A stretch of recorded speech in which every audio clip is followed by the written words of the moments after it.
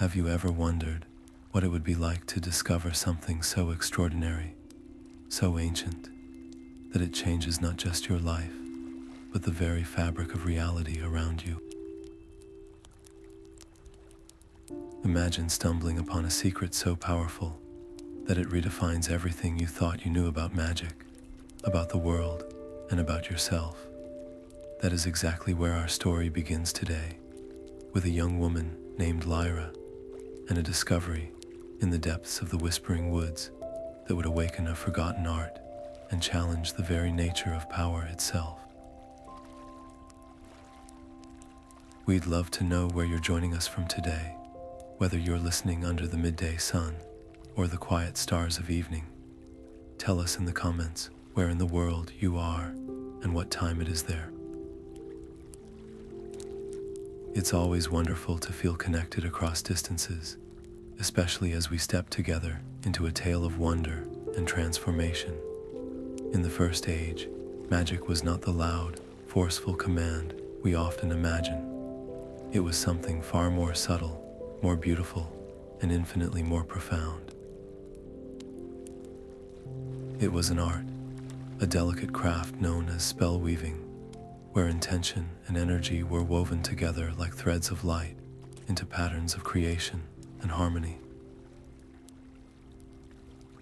But this art was lost to time, buried under fear and the desire for control, until one day, a curious soul named Lyra wandered into the Whispering Woods and felt a pull she could not ignore. Deep within that ancient forest, she discovered a forgotten crystal, pulsating with a raw, untamed energy that seemed to resonate with something deep inside her, a latent ability she never knew she possessed. In that moment, she realized this was no ordinary magic. It was something deeper, something that asked not to be cast or commanded, but to be woven like a tapestry of light and intention. That realization set her on a path few had walked in centuries, a path to uncover the lost art of true spell weaving, to listen where others had chosen to shout, and to risk everything in a world that had learned to fear such power. This is the story of how magic was crafted, not cast, a journey back to a time when wonder was woven into the world with patience, respect, and collaboration. It's a tale of courage, discovery, and the timeless truth that the greatest power lies not in domination, but in harmony. So settle in, open your imagination, and let's step into the Whispering Woods together, where every thread of light holds a story, and every weave remembers the art of creation. Lyra held the crystal in her palm, its gentle pulse syncing with the rhythm of her own heartbeat. She didn't try to command it, to force its energy into submission, as she had seen others do with their magic. Instead, she simply listened. She closed her eyes, focusing on her breath, slow and steady, and let her intention flow outward, a quiet request rather than a demand. For a long moment, nothing happened. Then, a warmth spread from the crystal up her arm, and when she opened her eyes, a single, shimmering thread of light was stretching from the stone to her fingertip. It wavered in the air, delicate as a spider's silk, and humming with a soft, melodic energy. This was no violent burst of power. It was a creation, a careful craft. She had woven her first true spell. As the thread of light stabilized, its gentle glow intensified, washing over the bark of the ancient trees surrounding her. And there, revealed in the ethereal light, were glyphs, intricate, swirling symbols that had been invisible moments before. They pulsed in response to her weave, a silent language of light and shadow, waiting to be read. But this beautiful revelation came with an immediate cost. The air, once still and peaceful, grew cold. A sudden wind whipped through the clearing, snapping twigs and sending dead leaves swirling in a furious dance. The very forest seemed to turn its attention upon her, and from within the gathering gloom, a form began to take shape, not solid, but a coalescence of mist and anger, with eyes that glowed like embers. This was the guardian of the woods, a territorial spirit who saw her not as a student, but as an intruder defiling its sacred space. The spirit advanced, the swirling winds tightening around Lyra like a vise. Branches cracked overhead, and a voice that was not a voice echoed in her mind, filled with ancient wrath. She had a choice to make, and it had to be made in an instant. She could fight back, could try to twist the delicate thread of light she had just crafted into a weapon, a shield, a blast of force. It would be the logical thing to do, the instinct of any creature cornered and afraid. But something deeper within her, the same intuition that had guided her to harmonize with the crystal, told her that violence here would be a corruption of the art she was just beginning to understand. This was a test, not a battle. Slowly, deliberately, Lyra lowered her hands. The shimmering thread of light remained, but she offered it forward, an open palm, presenting it not as a threat, but as a gift. She bowed her head, a gesture of humility and respect, her own fear giving way to a profound acknowledgement of the spirit's place in this delicate balance. The wind's fury lessened, the snapping branches stilled. The spirit's form, once a storm of mist and anger, softened, its ember-like eyes narrowing in curiosity. It drifted closer, and for a heartbeat, the woven light connected them. Lyra, the spirit, and the crystal, a circuit of peaceful intent. The spirit's message returned, not as a roar, but as a whispered warning carried on the last sigh of the wind. This power she had touched was beautiful, but it was also a beacon. It would draw attention from forces that did not seek to weave, but to break, not to collaborate, but to control. As the spirit's form dissolved back into the natural shadows of the forest, leaving Lyra alone with the fading glyphs and the silent crystal, a new sensation crept over her. It was the unmistakable feeling of being watched. This was different from the spirit's direct and overwhelming presence. This was something hidden, something patient, lurking just beyond the edge of perception in the deep shadows of the trees. Her discovery had indeed not gone unnoticed, and her first lesson in spell weaving had just become her first lesson in caution. The path ahead was now illuminated, but it was also lined with unseen eyes. Lyra returned to her village with the Heartstone, cradled carefully in her hands, its gentle pulse a quiet secret against her skin. The familiar sights and sounds of home, the crackling cook fires, the laughter of children chasing chickens, the comforting smell of baking bread felt different now, as if she were viewing them through a veil woven from that shimmering light in the woods.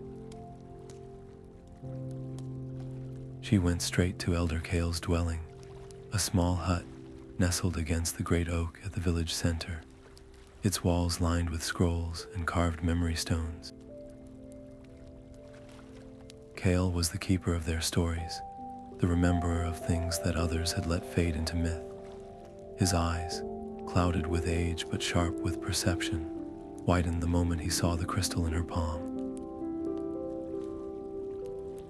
He did not need her to explain the strange energy she felt or the encounter with the forest spirit.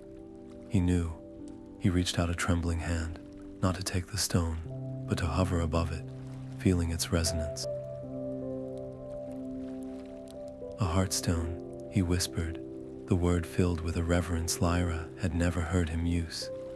I believe them all lost or shattered, This was the tool of the first weaver's child. Not a focus for power, but a tuning fork for the soul. Settling onto a worn cushion, Kale began to unravel a history Lyra had never been taught. He spoke of a time when magic was not a force to be seized and directed, but a relationship to be nurtured. Everyone, he said, once understood the basic principles of spellweaving.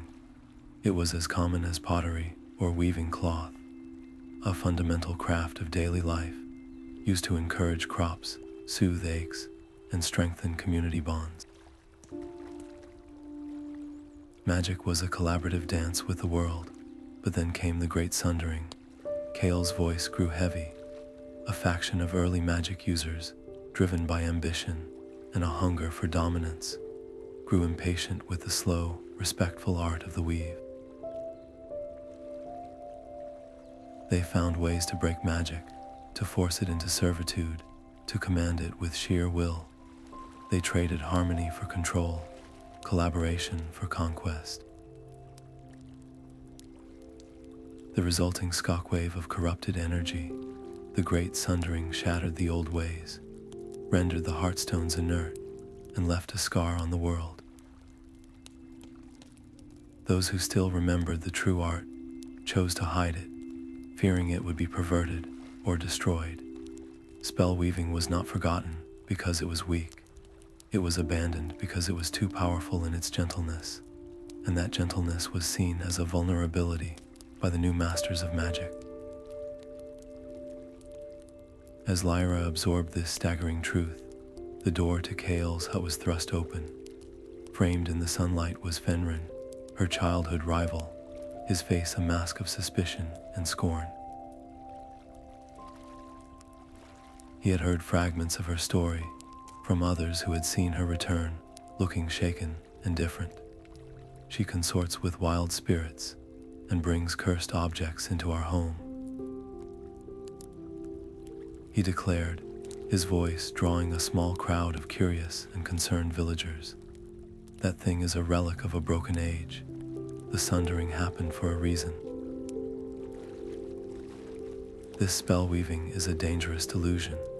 It nearly destroyed the world once. She's digging up graves better left buried. His words found fertile ground in the fears of those who remembered only the cautionary tales of the Sundering, not the beauty of what came before. A murmur of agreement rippled through the gathering. Fenrin's demand was clear and sharp. The Heartstone must be destroyed for the safety of everyone. All eyes turned to Lyra. The weight of their fear and suspicion pressed down on her, a tangible force heavier than any forest spirit's gaze. She could have handed over the stone. She could have bowed to the pressure, dismissed her experience as a strange dream, and returned to the simple, unmagical life she had always known. But as her fingers closed around the warm crystal, she felt not its power, but its potential. It wasn't about the thrill of ability. It was about the memory of that perfect, harmonious moment of creation in the clearing. She looked from Fenrin's angry face to Kale's worried one, and then to her neighbors, her friends. "No," she said, her voice quiet but unwavering. "This art wasn't dangerous. The loss of it was. I won't let fear dictate what we can rediscover. I will prove that this can restore harmony, not break it. I will show you all that we can have that connection back." The tension in the air did not break. It simply changed form. The villagers dispersed, some shaking their heads, others throwing her looks of pity or unease. Fenrin did not argue further. He merely stared at her, his eyes cold and calculating, before turning and melting back into the life of the village. But Lyra felt the shift. She had drawn a line in the sand, and in doing so, she had isolated herself. The weight of her vow was a solitary burden. She was no longer just Lyra. She was Lyra who dabbled in the forbidden, Lyra who challenged the accepted history, Lyra who might just be a danger to them all. And as she walked back to her own small home, she felt the distinct, prickling sensation of being watched, not by an ancient spirit, but by human eyes filled with a very modern jealousy and spite. Unseen by her, Fenrin watched from the shadow of the grain store, his mind already spinning plans to expose her as a fool or a fraud, to prove that his way, the way of caution and accepted tradition, was the only right path.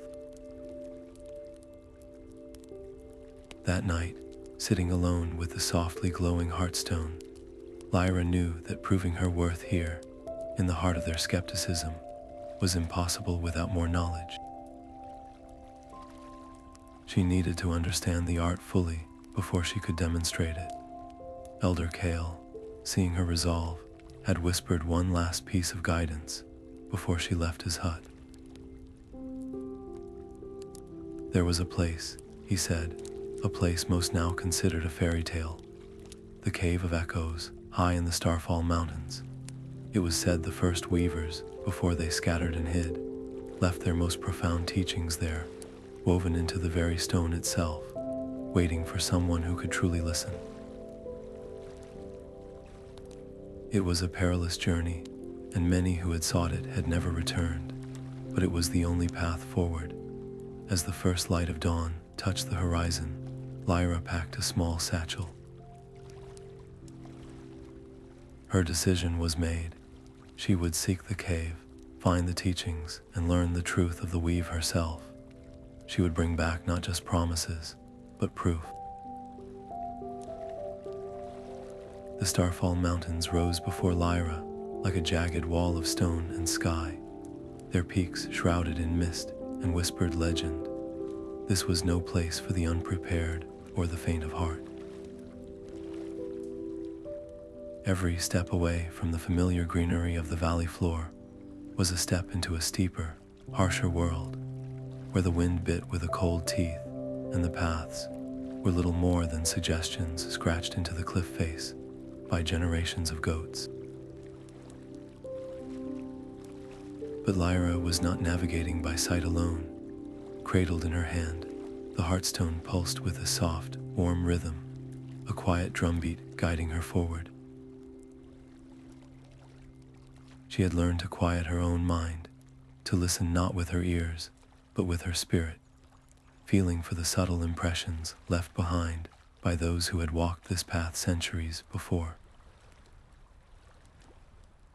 She was not following a trail of breadcrumbs, but a trail of resonance, faint echoes of intention and energy, the residual weaves of the first practitioners. They were like ghostly fingerprints on the fabric of the mountain itself, guiding her toward the Cave of Echoes.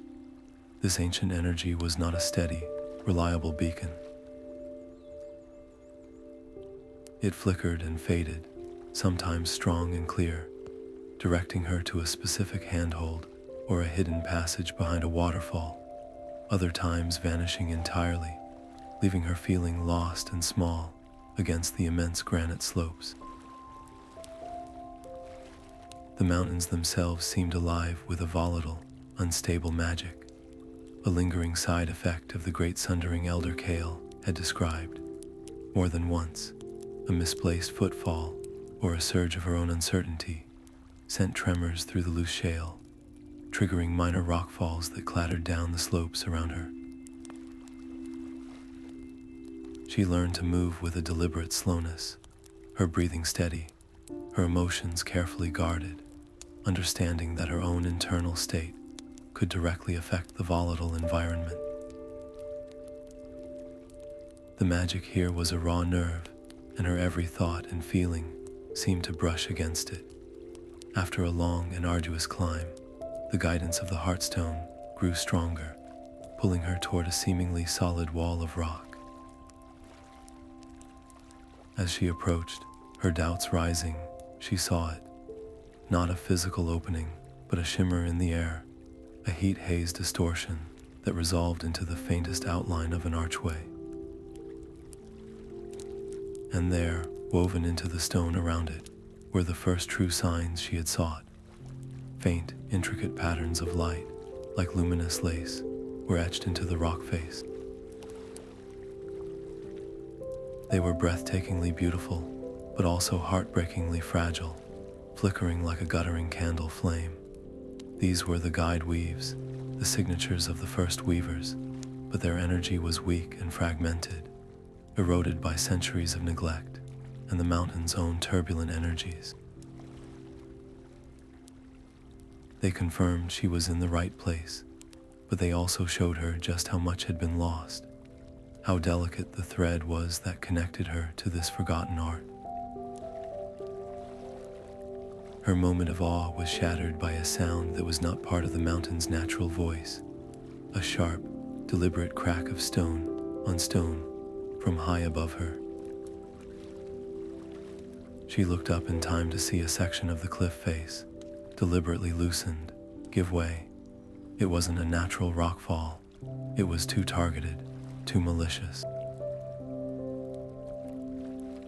A cascade of boulders and debris roared down directly toward her, with no time to run, no time to think. Instinctively, she threw herself sideways into a narrow fissure in the rock, but the avalanche followed her, sealing the entrance with a thunderous crash of stone and a blinding cloud of dust. Suddenly, she was plunged into absolute darkness, trapped in a space so tight she could barely move her arms. The air was thick with dust, each breath a desperate, choking gasp. Panic, cold and sharp, clawed at her throat. She was buried alive, in that suffocating blackness, with the weight of the mountain pressing in on her. The old ways of magic would have been useless. A command, a blast of raw force, would only bring the rest of the crevice down on top of her, crushing her completely. The lessons of the forest spirit and the Heartstone returned to her. Magic was not a weapon, it was a conversation. She had to speak the mountain's language. Closing her eyes against the dark, she fought to master her terror, to transform her blind, frantic fear into a focused, singular intention. Not to break the rocks, but to ask them to hold. She pictured the delicate net of light she had woven in the woods, but this time, she imagined it not as a single thread, but as a complex web, a cradle of energy stabilizing the fractured stone. She poured every ounce of her will into that image, into that quiet, desperate request for stability. A soft, golden light began to emanate from the Heartstone in her clenched fist, spreading through the cracks between the rocks that trapped her. The grinding, shifting sounds ceased. The dust settled. The terrible pressure around her didn't vanish, but it stabilized. The rocks were still there, but they were no longer actively collapsing. She had woven a net of calm and intention, and the mountain had listened. The effort left her completely drained, her body trembling with exhaustion, her mind numb. But she was alive. She slowly, carefully, began to dig her way out, the woven energy holding the fragile balance until she finally pulled herself free into the cold mountain air. Coughing and gasping, lying on the stable ground outside the fissure, Lyra understood something far more profound than any theoretical lesson. Spellweaving was not merely a skill of the hands or the mind. It was an art of the heart.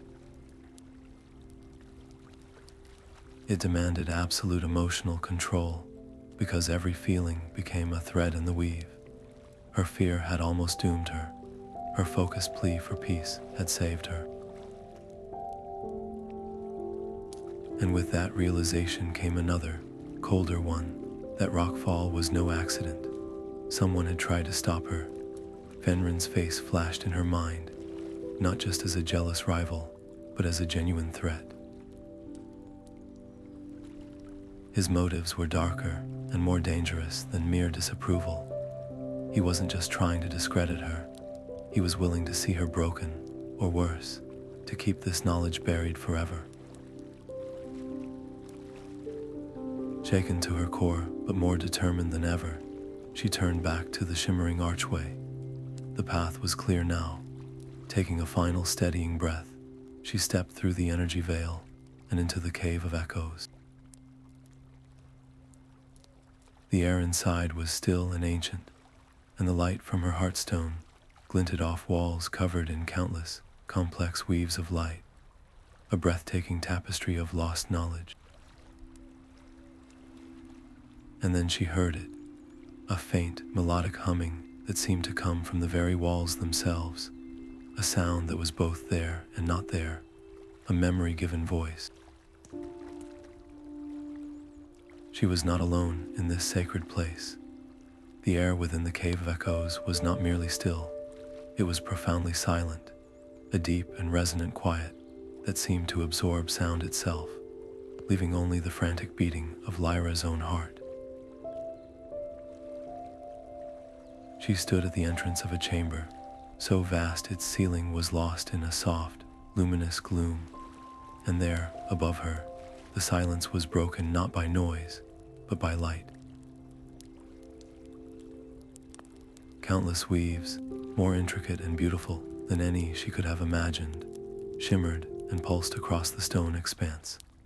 They were not static carvings or fading impressions like those outside. These were alive, preserved in a state of perfect, eternal motion.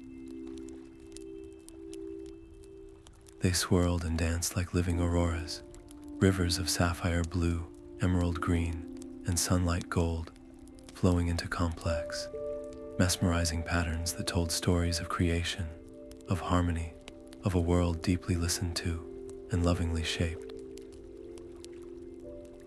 It was a library of light, a symphony of silent intention, and for a long moment, Lyra could only stand there, her breath caught in her throat, utterly humbled by the sheer artistry before her. As she took a hesitant step forward, the weaves above seemed to respond to her presence. The patterns shifted, coalescing, drawing together not into a weapon or a barrier, but into a form. Light gathered and softened, shaping itself into the figure of a woman. She was translucent, woven from the same ethereal energy that illuminated the chamber, her features serene and ancient, her eyes holding the depth of countless forgotten years. This was no ghost, it was an echo, a memory given shape and purpose, a preserved piece of a soul who had practiced the art at its zenith. The figure, whom Lyra would later know as Alara, did not speak in words. Instead, a wave of pure, calm understanding washed over Lyra, a feeling of welcome, of patient curiosity. Communication happened through emotion and through the weaves themselves, which now pulsed in time with Lyra's own racing emotions. A thread of Lyra's fear caused a corresponding ripple of soothing gold in the apparition. A spark of her awe was met with a playful, swirling dance of silver light. The lesson was immediate and unmistakable. This was not about projecting one's will onto the world. It was about listening, feeling, and responding. Magic was a dialogue, and the world was already speaking. The question was whether one had the patience to hear its reply. Lyra's initial frustration was a physical ache. She was a student who had finally found the ultimate teacher, but the teacher refused to use a language she could easily understand. Alara would demonstrate a complex, flowing pattern of connection, a weave that seemed to bind the energy of growth to the stability of stone, and Lyra would try to replicate it with clumsy, forceful intention, trying to command the light into shape. Each time, her weave would sputter and fail, a tangle of frayed energy that dissolved into nothingness. The more she failed, the more impatient she became, and the more her impatience grew, the more the chamber's gentle light seemed to dim in disappointment. She was still thinking in terms of monologue, of a singular will imposing itself, and the ancient art was rejecting her approach completely. High above, hidden on a narrow ledge that ringed the colossal chamber, Fenrin watched. He had followed her through the mountain pass, driven by a toxic mix of envy and a desperate need to prove her wrong. But what he saw was not the dangerous folly he had expected. He saw beauty and power beyond his wildest dreams, a magic that was utterly alien to everything he knew. And with every failed attempt Lyra made, his jealousy curdled into a bitter, burning resentment. Why did she, an outsider to tradition, get to stumble upon this? Why was she worthy of this revelation when he, who had followed the rules, was left skulking in the shadows? His hands clenched into fists, his own magical energy, a sharp, acquisitive force, itching to seize what she seemed incapable of mastering. The breaking point came not with a dramatic failure, but with a moment of quiet, shameful exhaustion. Lyra sank to her knees, her shoulders slumped, staring at her empty hands. She had come so far, risked so much, and now, in the very heart of the knowledge she sought, she was failing. She was about to give in to despair when she looked up at Alara's patient, luminous face. The echo did not look angry or dismissive. She looked compassionate, as if waiting for Lyra to finally understand the first and most important lesson. And in that moment, Lyra let go. She stopped trying to do and simply decided to be. She sat in the absolute stillness of the cavern, pushing aside her goals, her ambitions, her need to prove herself. She just breathed and listened and felt. She felt the immense age of the stone around her, the gentle pulse of the preserved weaves, the profound peace of this sacred place. And from that stillness arose a single, pure emotion, unasked for and utterly genuine, gratitude, overwhelming gratitude for being allowed to witness this, for being given this chance, for the simple, beautiful fact that such magic had ever existed at all. Without any thought of crafting a spell, she raised her hand. This time, she didn't force energy from the Heartstone. She let her feeling of gratitude flow through her, and as it did, the stone in her palm responded, not as a tool, but as a partner. A single, simple thread of soft amber light wove itself into the air, a pattern that was nothing more than a heartfelt thank you. It was the simplest, most honest weave she had ever created. As it rose into the chamber, it didn't fade. Instead, it was embraced. The vast, dancing auroras above pulsed in unison, and the entire cavern erupted into a brilliant, warm, golden glow, far brighter than before, as if the very cave was smiling, acknowledging her understanding. Alara's form shone with approval, and she reached out a hand of light. This time, the communication was not a lesson, but a gift. A vision filled Lyra's mind. She saw the world as it was meant to be. Rivers sang with clean, clear water, their banks lush and green. Forests thrived in a perfect, unspoken balance, with all who lived within them. Communities of people wove subtle, beautiful magic into their daily lives, mending, growing, healing, creating, all in harmony with the world around them. It was a vision of breathtaking peace and profound connection, a testament to what spellweaving could achieve, but the vision shifted. A deep, cold shadow began to bleed into the edges of this perfect world. It was a formless, hungry presence, a force of pure negation that did not create, but only unraveled.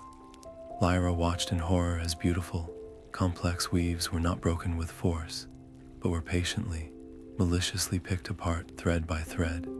Their energy dissipated into nothingness, leaving behind a cold, dead emptiness. This shadow sought not to command magic, but to unmake it entirely, to reduce the world to a silent, barren state where no dialogue was possible. The vision ended as abruptly as it began, leaving Lyra gasping on the cold stone floor, the glorious light of the chamber now feeling like a fragile shield against an unimaginable threat. As her senses returned to the present, the sound that broke the silence was not part of the vision. It was the sharp, unmistakable scuffle of a boot on rock from high above. Her head snapped up. There, on the ledge, was Fenrin, his face pale and starkly visible in the glowing light, his eyes wide not with wonder, but with a terrified, covetous hunger. He had seen it all, the failure, the breakthrough, the glorious light, and the terrifying vision of the shadow. Their eyes met for a single electric second. Then panic overtook him, and he turned and scrambled back into the dark passage from which he'd come, his retreat hasty and loud. The moment of transcendent peace shattered. Lyra was on her feet in an instant. He had witnessed everything. He knew about the shadow, the power, the vulnerability of this place, and in his current state of jealous fear, he was a loose thread that the very shadow from her vision could easily pull. She couldn't let him leave with this knowledge. She had to stop him, to make him understand, before his fear and ambition twisted what he had seen into something dangerous for them all. Lyra moved with a speed she didn't know she possessed, her footsteps silent on the ancient stone as she cut through side passages, known only through the cave's whispered echoes. She emerged from a curtain of shimmering light, just as Fenrin was about to plunge into a dark tunnel that led back to the mountain slopes, her form blocking his only escape. The Heartstone in her hand pulsed with a soft, steady rhythm, casting a warm, gentle glow that illuminated his face, a mask of panic, guilt, and defiant anger. He skidded to a halt, chest heaving, his eyes wide like a trapped animal's. For a long moment, the only sound was their ragged breathing and the distant, melodic hum of the chamber's eternal weaves. The air between them crackled with unspoken accusations and a shared, terrifying knowledge. "Fenrin, stop, please," Lyra said, her voice calm but firm, devoid of the anger he clearly expected. "You don't have to run. You saw what I saw. You felt it. That shadow. We can't face something like that with more secrets and more fear." He took a step back, his hands clenched at his sides. "You don't understand," he burst out, the words torn from him. "You think this is about jealousy, about some childish rivalry. It's about my name, my blood." His voice dropped to a tortured whisper. "The one who caused the Great Sundering, the one who first broke the weaves and forced magic to obey, that was my ancestor. My family's shame is the reason this art was lost. This power, you're so in love with it, isn't beautiful. It's a curse that runs in my veins. I fear it because I know what it becomes when it's twisted by pride."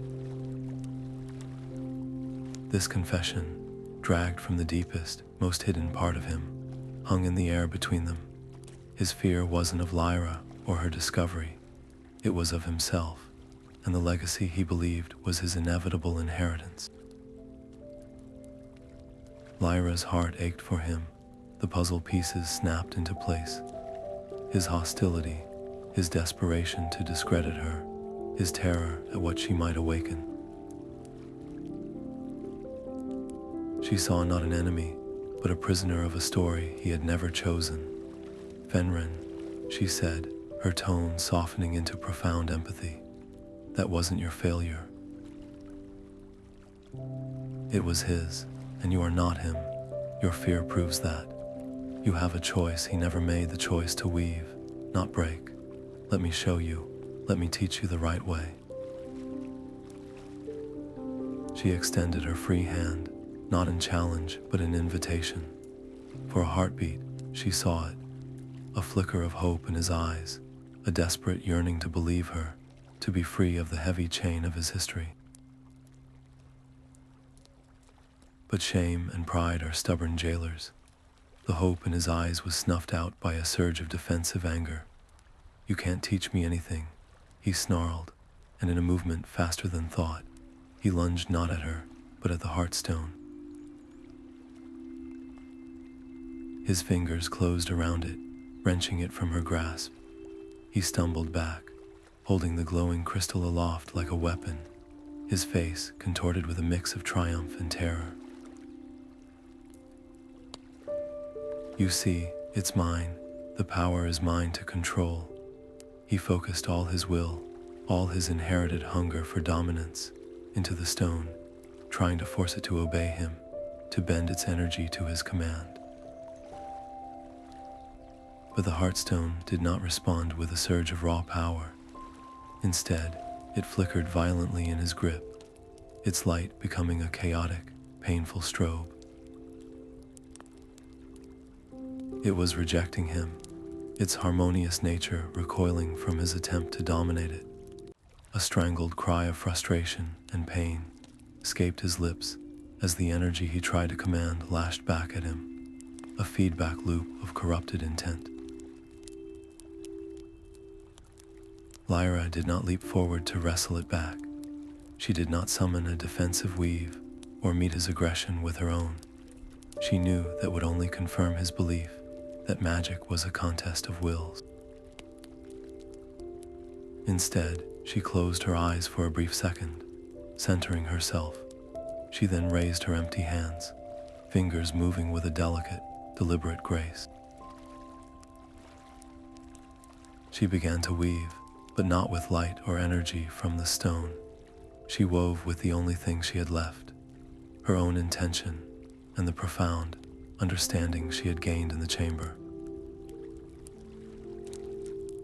She wove a pattern of pure empathy and shared memory, pulling from the very air the lingering echoes of the cave's history. She didn't show him visions of power or glory. She showed him his own ancestor, not as a monstrous figure of legend, but as a man filled with regret in his final moments, horrified by the catastrophic damage his arrogance had unleashed, his dying wish of futile hope that his lineage would one day find a way to mend what he had broken.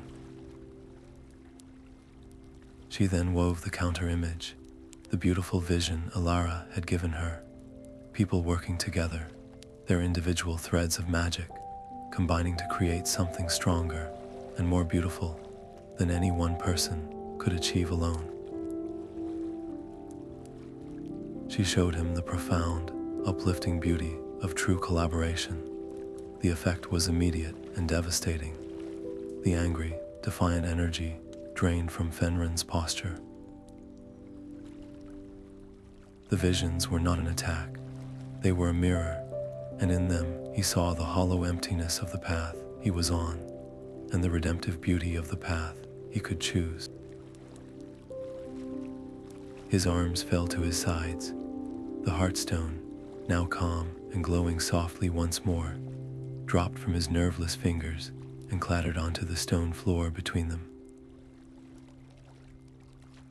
"I'm sorry," he whispered, the words barely audible, but the emotional maelstrom that had just erupted his violent grab for power, the Heartstone's rejection, the overwhelming wave of regret and revelation, had sent a shockwave through the delicate ecosystem of the cave.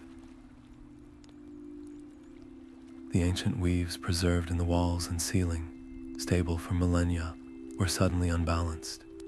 A deep, groaning shudder passed through the chamber. High above, a massive, intricate weave of sapphire light flickered, frayed at its edges, and then snapped with a sound like a giant crystal shattering. The ceiling began to break apart. Chunks of rock, some as large as carts, rained down, crashing onto the floor where they had stood moments before. The very foundation of the Cave of Echoes trembled, and the beautiful, dancing auroras of light were swallowed by clouds of dust and debris. The prison of memory was becoming a tomb. There was no time for forgiveness, for reconciliation, for further talk. Instinct took over. As a huge slab of rock crashed down between them, Lyra didn't hesitate. She lunged forward through the falling dust, her hand closing around Fenrin's wrist. "This way," she yelled over the roar of collapsing stone, pulling him not toward the known entrance, but deeper into the cave, following a faint, fading pulse from the Heartstone where it lay abandoned on the floor. A final, desperate direction, pointing toward an ancient exit, mentioned only in Elder Kael's oldest stories. Their survival now depended on a single, unthinkable thing: trusting each other. The cave screamed around them, a deafening roar of fracturing stone and dying light. Dust choked the air, and with every shuddering impact of falling rock, the world seemed to collapse a little more. Lyra's mind, however, was a singular point of intense focus. She could not afford panic. The delicate net of stability she had woven in the mountain crevice had been a practice run. This was the true test. She anchored her feet as best she could on the trembling ground, her hands moving not with frantic energy, but with a deliberate, fluid grace. She wasn't trying to stop the collapse. That was an impossible demand for any single weaver. Instead, she poured her entire being into a different intention, a plea for a single, safe path. She wove a pattern of guidance and temporary calm, a shimmering ribbon of golden light that snaked through the chaos, illuminating a potential route deeper into the cavern system. It was a suggestion to the mountain, not a command, a humble request for one clear way forward. Fenrin, for his part, was transformed. The shame and terror that had paralyzed him moments before were burned away by the immediate, visceral need for survival. Lyra's weave of light was a marvel, but it was a map without topographical details. This was where his knowledge, his lifelong study of the land structure, a subject he had once prized above all others, became their salvation. His eyes, sharp and analytical, scanned the fissures and strata revealed in the flickering light. "Not that way," he shouted over the din, pointing to a passage Lyra's light was drifting toward. "The rock there is shale. It's unstable. This side, follow the granite vein." He wasn't just following her, he was collaborating, his expertise in geology reading the story of the mountain that her magic was gently asking for. He identified load-bearing arches, spotted weaknesses before they could give way, and guided them through a terrifying labyrinth of falling debris. It was a perfect, desperate symphony, Lyra weaving a path of possibility, and Fenrin reading the score of the stone itself. They burst out into the cold, clean air of the mountainside, just as the entrance they had used vanished behind them in a final, cataclysmic roar of dust and stone. The Cave of Echoes, with all its preserved wonders and its hauntingly beautiful guardian, was sealed shut, perhaps forever. They collapsed onto the rough gravel, gasping for air, their bodies trembling with adrenaline and exhaustion.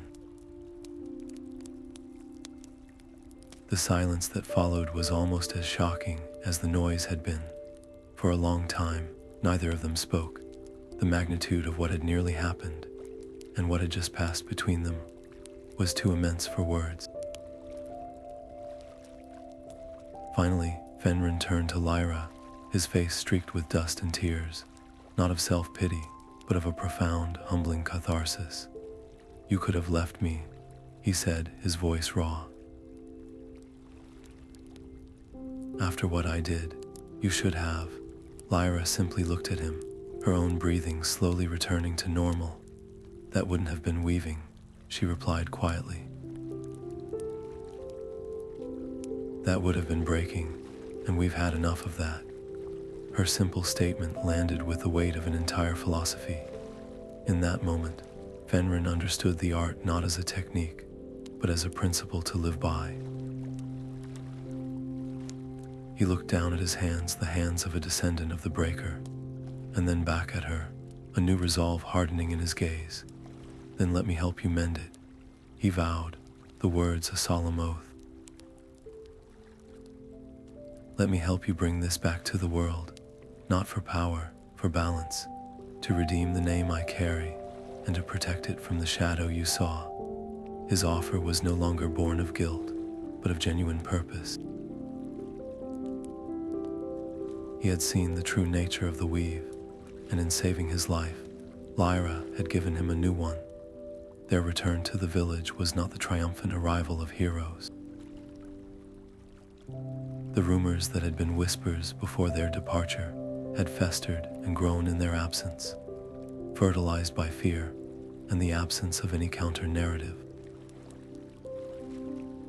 Fenrin's earlier attempts to discredit Lyra had taken root, twisted and amplified. They were met not with curiosity, but with open hostility. People crossed the street to avoid them. Former friends looked away. The story now circulating was no longer about a curious girl and a strange crystal. It was a cautionary tale of dark arts and dangerous alliances, of consorting with wild spirits and delving into forbidden places. The blighted orchard on the village's edge, a sad tract of withered, blackened trees that had not borne fruit in a generation, was now pointed to as proof, a symbol of the decay they believed Lyra's magic would bring. Confronted with this wall of fear, Lyra knew that words would be useless. Explanations and promises would only sound like the excuses of a sorceress trying to beguile them. They needed to see. They needed to witness the art in its purest, most benevolent form. Standing before the entire gathered, wary village, with Fenrin steadfast at her side, she made her decision. She would not demonstrate a flashy display of power. She would perform an act of healing. She would rejuvenate the blighted orchard. It was a staggering risk. This was not a practice run in a controlled environment. It was a public test with no safety net. The stakes could not be higher. If she failed, if the trees remained dead or worse, or somehow harmed further, it would be all the proof the villagers needed. She and Fenrin would be exiled, cast out from the only home they had ever known, and the art of spell weaving would be condemned as a failure and a fraud, lost for another age. But if she succeeded, if she could make life bloom from that decay, she wouldn't just be proving a point. She would be offering them a new story, a vision of magic as a force for restoration and growth. As the sun began to set, casting long shadows across the barren field, Lyra and Fenrin started their preparations. They gathered simple, natural materials: water from the purest spring, leaves from the healthiest plants, not as ingredients for a spell, but as focal points for intention, physical representations of the life they hoped to encourage. Yet as Lyra closed her eyes to begin centering herself for the immense task ahead, a familiar, icy dread traced a finger down her spine. It was the same sensation she had felt in the Whispering Woods after her first weave, the same predatory stillness she had sensed watching from the shadows of the Cave of Echoes. A cold, watching presence was here, now, hidden among the gathering twilight. It was not curious or cautious. It was patient and hungry. It was waiting to see what she would do. Their time was not just short. The audience for her demonstration was far larger and far more dangerous than she had ever anticipated. The entire village seemed to hold its breath as Lyra and Fenrin stepped into the center of the blighted orchard. The air was thick with the scent of dry rot, and the palpable weight of skepticism from the crowd gathered at the edge of the field. These trees were more than just dead wood. They were a symbol of the land's deepest sorrow, a place where nothing had grown for a generation, a constant reminder of scarcity and loss. Lyra felt every pair of eyes on her, their doubt a cold pressure against her skin, but she closed her own eyes and turned inward, seeking the quiet center she had found in the mountain's heart. She could feel Fenrin beside her, a steady, supportive presence, no longer a rival but an anchor. In her hands, the Heartstone pulsed with a warm, reassuring rhythm, its energy a silent promise of partnership. She began not with a grand gesture, but with a whisper of intention. Her hands moved in slow, deliberate arcs, and from the Heartstone, threads of soft, golden light began to flow. They did not burst forth violently. They unfolded like the first tendrils of a vine, seeking the sun, weaving a complex, shimmering pattern in the air before her. This was not a spell of command, but a song of invitation. She was weaving a tapestry of vitality, of memory, asking the land to remember what it was to be whole, to be fertile, to be alive. She poured into the weave every lesson she had learned, the humility from the forest spirit, the patience from Alara's echo, the collaborative trust forged with Fenrin in the collapsing cave. The energy flowed from her through the Heartstone and into the parched earth, a gentle river seeking the deepest roots of the sleeping trees. The first change was so subtle that many in the crowd missed it. A faint, almost imperceptible green hue began to bleed back into the gray, brittle bark of the nearest apple tree. Then, a single, tiny bud swelled and unfurled into a perfect, vibrant leaf. A soft gasp rippled through the onlookers. Another tree followed, and then another, as the wave of rejuvenating energy spread through the orchard.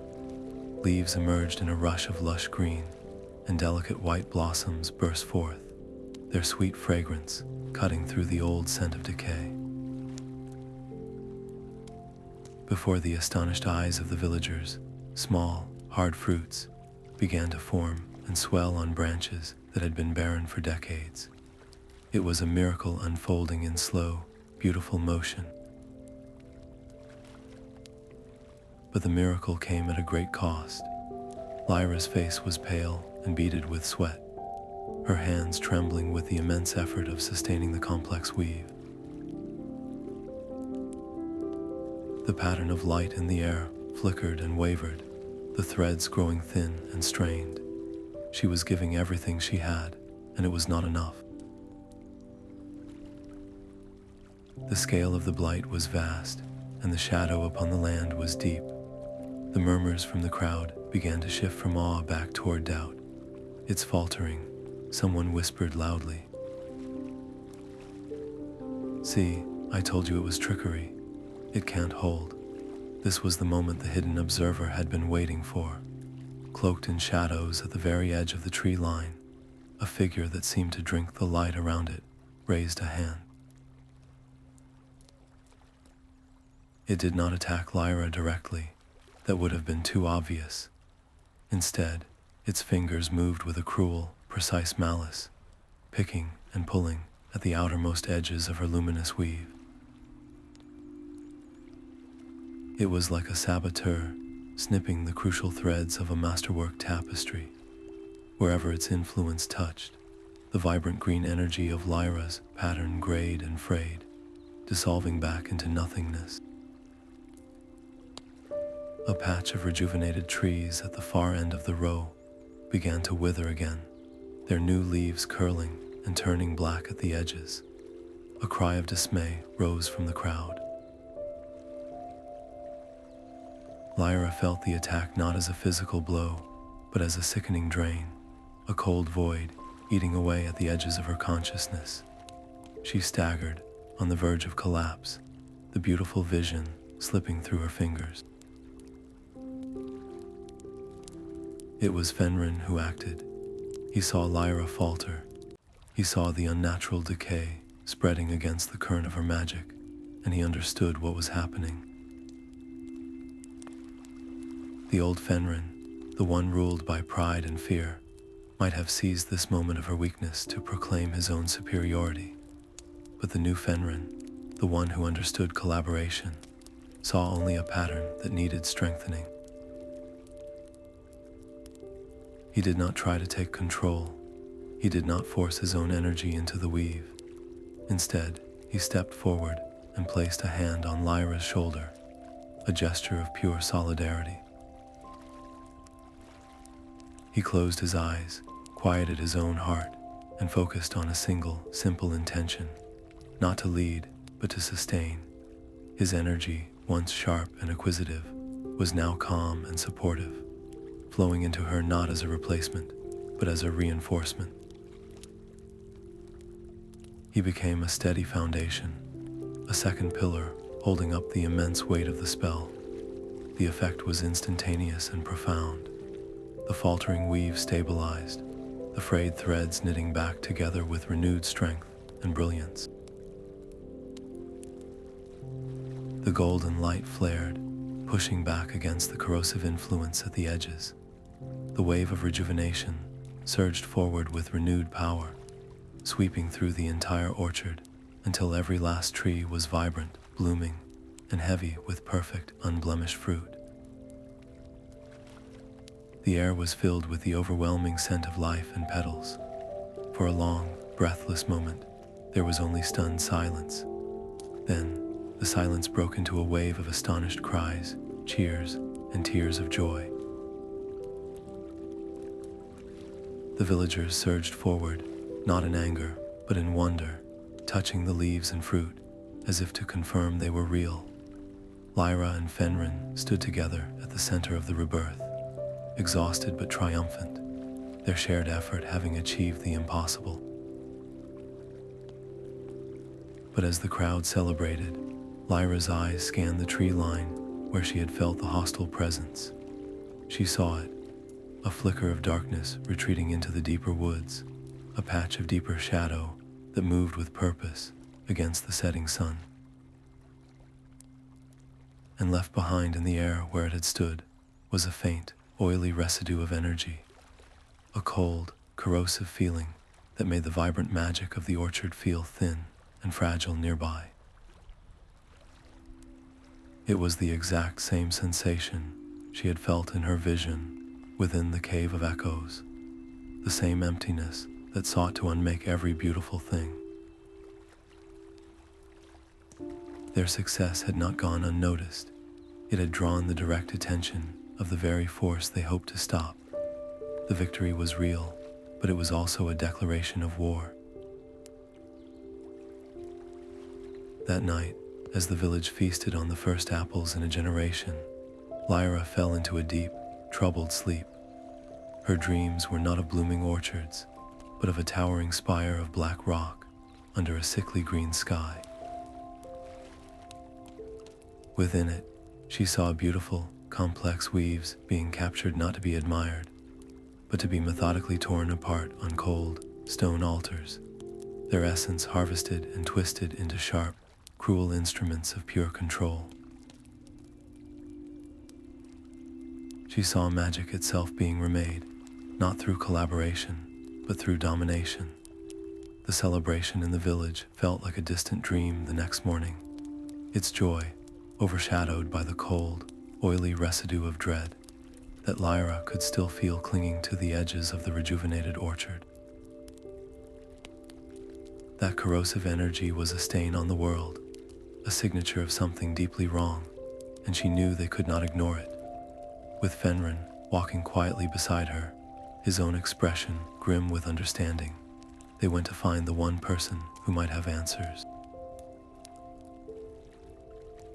Elder Kael was in his hut, but he was not studying his scrolls. He was standing perfectly still by the window, staring out at the mountains with a look of such profound sorrow that Lyra's question caught in her throat. He already knew why they had come. He turned to them, and his aged eyes went directly to Lyra, seeing not the triumphant weaver from the day before, but a worried student confronting a lesson she never wanted to learn. "You felt it too," he said, his voice hollow. "The cold that does not chill the skin, but the spirit. You have drawn the gaze of the Unraveler." He gestured for them to sit, and the stories he told them now were not the hopeful histories of the first weavers, but the dark counter-narrative that had been carefully edited from common knowledge. The Unraveler was not always a being of pure negation. In the earliest days, he was one of the most gifted of the first weavers, a master of the art who believed that such beautiful power should be directed, perfected, and wielded by a singular will, his own. He saw the collaborative, gentle nature of spellweaving as a limitation, a failure to seize the ultimate potential of magic. When the community of weavers denied him this ultimate control, his brilliance curdled into a bitter, all-consuming tyranny. He turned his immense skill not to creation, but to deconstruction. He learned to unweave.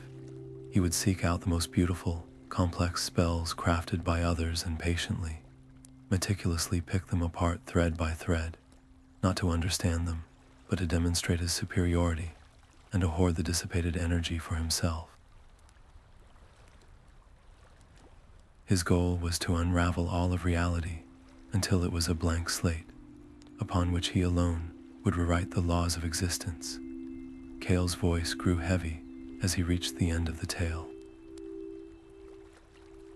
The other weavers, realizing they could not reason with or defeat him directly, performed the greatest and most terrible spellweave in history. They could not destroy him, for his power was too deeply tied to the fabric of magic itself.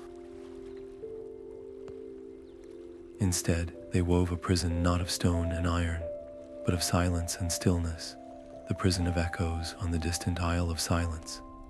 There, cut off from all sources of energy he could corrupt or consume, he was bound. His imprisonment was the final, cataclysmic act that triggered the Great Sundering, the event that shattered the old ways and sent the remaining Heartstones into dormancy.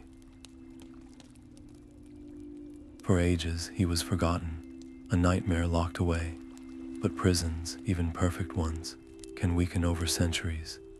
Kale explained that the Unraveler's consciousness, though trapped, has been slowly stretching out tendrils of influence, seeking cracks in his cage. He preys on those who are dissatisfied, angry, or hungry for power, those with weak wills and strong desires. He offers them whispers of forgotten knowledge, fragments of power, in exchange for their service, slowly corrupting them into agents who might, knowingly or not, work to pick apart the threads of his prison. The weight of this revelation settled on the hut like a physical fog. Fenrin's face went pale. His earlier actions, his jealousy, his attempt to steal the Heartstone, his reckless actions in the cave, played out in his mind, not as personal failings, but as potential openings. Had his pride, his ancestral shame, made him a perfect vessel for such influence? Had he, in his anger, been an unwitting tool that helped this ancient evil spread its corrosive touch? The guilt was a crushing weight on his shoulders. Lyra's fear was more immediate and focused. She clutched the Heartstone at her chest. If the Unraveler fed on magic and sought to unmake it, then this stone, this amplifier of pure, harmonious intent, would be the ultimate prize. It wouldn't just be a source of power for him, it would be the master key to his prison cell. Its energy could be twisted and used to unravel the very weaves that held him captive. There was only one choice, and they arrived at it together without needing to speak it aloud. They could not wait, could not hide, and could not hope the problem would solve itself. They had to go to the source. They had to find the prison of echoes and reinforce the weaves that bound the Unraveler. It was a task of unimaginable scale and danger, something no one had attempted since the First Age. They were not veteran masters. They were students who had just rediscovered the art, but they were the only ones who knew the threat was real and present. As they made their resolution, a low tremor passed through the ground, rattling the cups on Kale's table. It was not a natural earthquake. Outside, they heard shouts of alarm. In the village square, a perfectly healthy tree had suddenly and violently withered to dust in a matter of seconds. In the distance, a localized storm of black hail was pounding a farmer's field, ruining the crops. The Unraveler's presence was growing stronger, his influence bleeding through the weakening bars of his cage, causing these minor but terrifying magical disasters. His freedom was no longer a distant possibility. It was an approaching certainty. Elder Kael, his spirit shaken but his knowledge unwavering, became their guide in this new, desperate quest. He unrolled his oldest, most fragile maps, charts that showed coastlines that had long since changed, and islands that most now believed were myth. His finger landed on a small, mist-shrouded shape far to the north, in the most treacherous and lonely part of the sea. The Isle of Silence. The stories said the sea around it was never calm, that the winds themselves refused to whisper its name, and that any ship that approached without pure intent would be dashed against the rocks. It was a journey into the heart of legend, toward a danger that had shaped their world's history. With Kale's blessings and his maps carefully stored in Fenrin's pack, they left the village behind once more. The stakes had been raised beyond a simple misunderstanding or a personal quest for knowledge. They were now sailing into the storm, hoping to repair the lock on a door behind which waited the end of all magic. The small fishing boat felt impossibly fragile as it crested another towering wave, the dark, churning waters of the northern sea doing their utmost to swallow it whole. Lyra and Fenrin had traded most of their supplies for this vessel, its hull weathered but sturdy, captained now by two young weavers instead of seasoned sailors. They had no map in the conventional sense. Their guide was the Heartstone, which Lyra held before her like a compass, its gentle pulse growing stronger the closer they drew to their dreaded destination. The stories of the Isle of Silence were not exaggerations. The very air here felt thick and resistant, the winds howling with a resentment that seemed personal, as if the island itself was pushing them away. Navigation was impossible by stars or sun.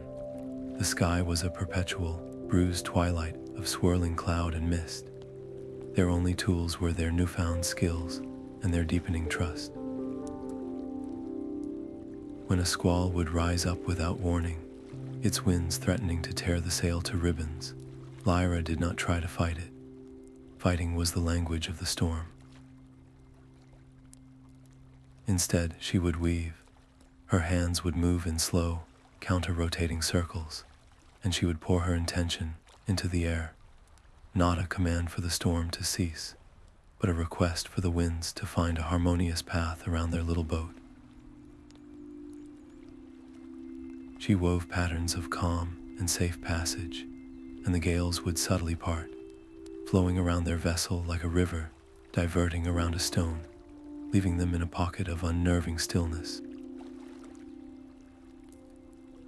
Fenrin, meanwhile, took to the water itself. He had learned to feel the hidden currents beneath the surface, the treacherous reefs and whirlpools that were the island's first line of defense. He would weave subtle threads of guidance, gentle persuasions that nudged the boat away from the sharp, unseen rocks below, his focus absolute as he read the liquid tapestry of the sea. It was an exhausting, relentless dance of subtle magic, a constant conversation with a hostile environment that demanded their complete and selfless attention. When the jagged, mist-shrouded silhouette of the Isle of Silence finally broke through the gloom, it was not a moment of triumph, but of sobering dread. The island was a fortress of black rock and sheer cliffs, and surrounding it was not a barrier of stone, but of pure magic. A shimmering, nearly invisible dome of energy encased the entire coastline, humming with a deep, ancient power. This was the primary defensive weave, the first and greatest work of the original prison builders. Lyra could feel its intent immediately. It did not bar entry based on strength or knowledge. It was a filter for the soul. Any approach fueled by aggression, conquest, or even simple fear would be met with a catastrophic, violent rebuff. The weave would reflect that negative energy back upon the sender 100-fold, turning a moment of anger into a self-destructive lightning strike, a spike of fear into a tidal wave of terror. They guided their boat toward the only visible break in the cliffs, a narrow inlet that seemed to be the designated landing point. They were perhaps 50 yards from the rocky shore when Fenrin's focus, strained to its limit by the days of tension, finally broke. His eyes were fixed on the ominous island and the weight of his family's legacy, his own past failures, and the terrifying responsibility they now shouldered crashed down on him all at once. A wave of pure, corrosive guilt washed over him, the guilt of his ancestor, the Sunderer, and his own actions that had nearly gotten Lyra killed. In that moment of weakness, his personal turmoil became a thread in the weave around them. The defensive barrier, exquisitely sensitive to intent, reacted instantly. The sea, which had been relatively calm near the inlet, erupted. A wall of water, sharp and cold as a blade, rose up beside their boat, not from the storm, but from the magical barrier itself, poised to smash them to splinters against the cliffs. There was no time for discussion, no time for a complex counterweave. Lyra acted on pure instinct, the deepest lesson of her art. She didn't try to block the wave.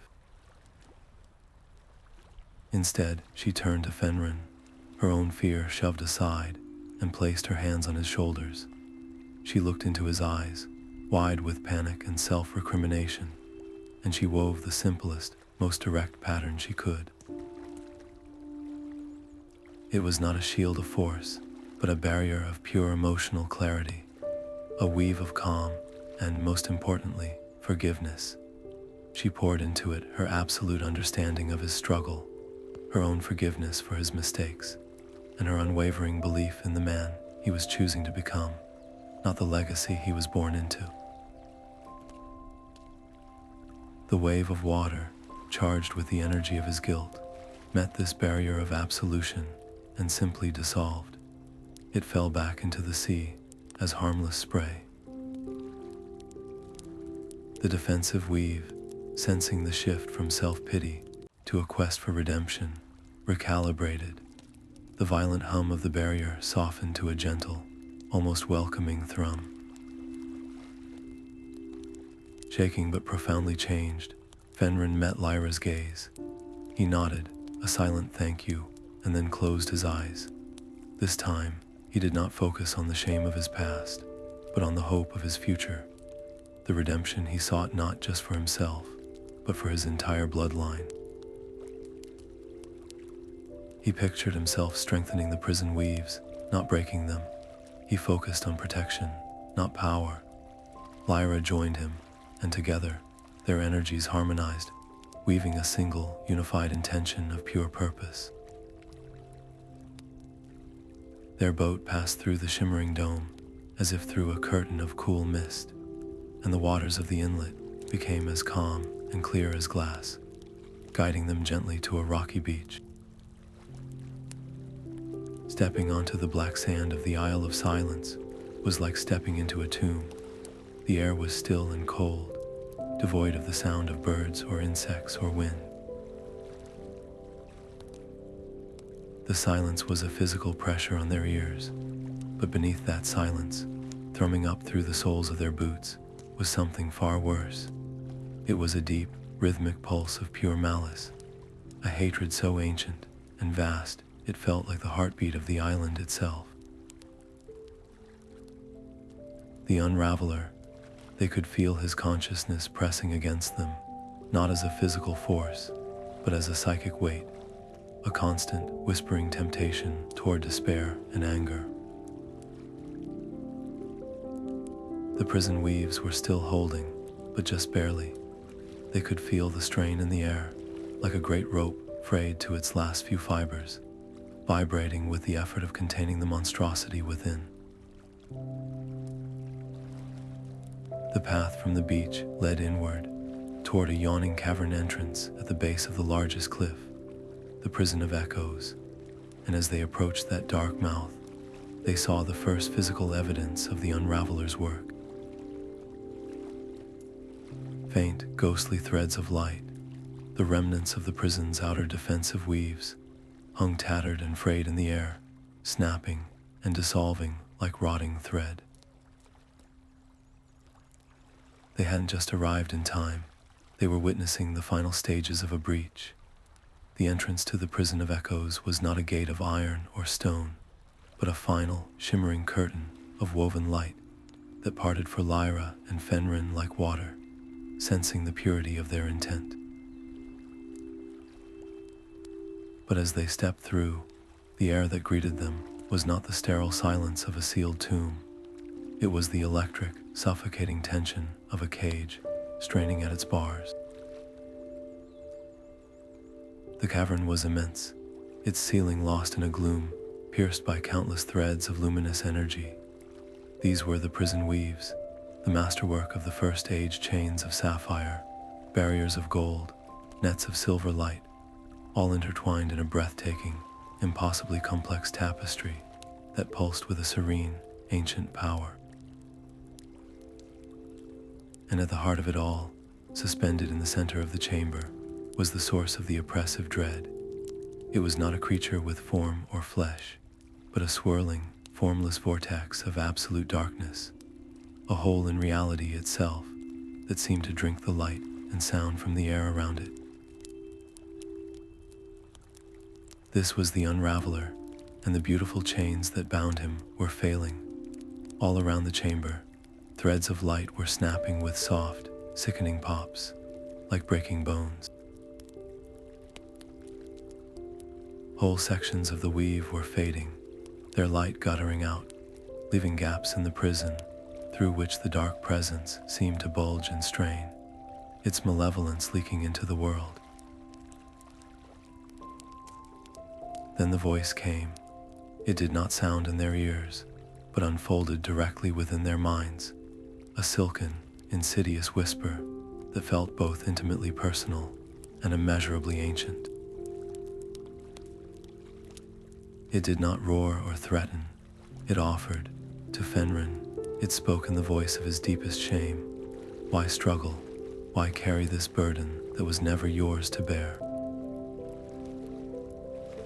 The mistakes of your bloodline are not your own. Give me but a fragment of your will, and I will unweave that history. I will erase the shame, the whispers, the judgment. Your name will be cleansed, your legacy your own to write. You will be free. The promise was a sweet, intoxicating poison, offering him the one thing he desired most: absolution without the arduous path of atonement. For a terrifying moment, Fenrin's resolve wavered, his hand trembling as he imagined a life unshackled from the past. To Lyra, the voice took on a different tone, one of weary, logical reason. You have seen the fear in their eyes, the suspicion. You fight for a world that does not want your gift. They will always fear what they do not understand. They will always seek to break what they cannot control. Your sacrifice will be forgotten. Your art will be twisted into a tool for the powerful. Join me. Help me unmake this flawed, fearful world, and we will craft a new one from the void, a world of perfect order, where magic cannot be abused because it will be mine alone to wield. You are tired, Lyra. Let go of the weight. The assault was psychological, a precise attack on her deepest insecurities and exhaustion, aiming to convince her that her entire quest was a futile effort against the inevitable selfishness of others. The prison chamber seemed to shrink and warp around them, the whispering voices growing louder, more persuasive, weaving illusions of their greatest fears and deepest desires. Lyra felt a cold sweat break out on her brow, the Unraveler's words echoing her own private doubts after facing the village's hostility. But as the voice promised her a world without struggle, her fingers closed around the Heartstone. Its warm, steady pulse was an anchor in the psychic storm. It reminded her of the orchard blooming, of Fenrin's hand on her shoulder, of the forest spirit's curiosity. These were not the actions of a world worth unmaking. They were threads of connection worth protecting. She shook her head, physically rejecting the whispered temptation, and began to move.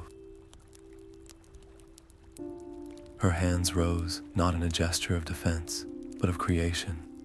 She began to weave, but this time, she did not pull energy from the stone alone. She pulled from the air, from the very memory of the place. She wove a counter pattern against the Unraveler's whispers, a tapestry not of power, but of unity. She wove the memory of the first weavers working in harmony.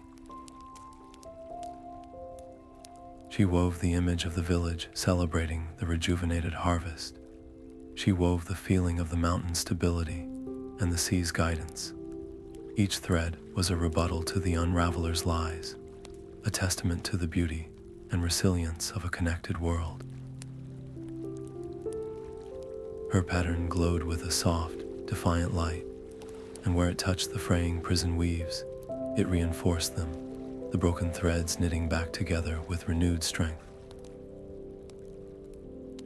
Seeing Lyra stand firm, weaving her truth against the onslaught of despair, broke the Unraveler's hold on Fenrin. The promise of an easy escape suddenly felt hollow and cheap compared to the difficult, honest redemption Lyra was offering him through her actions.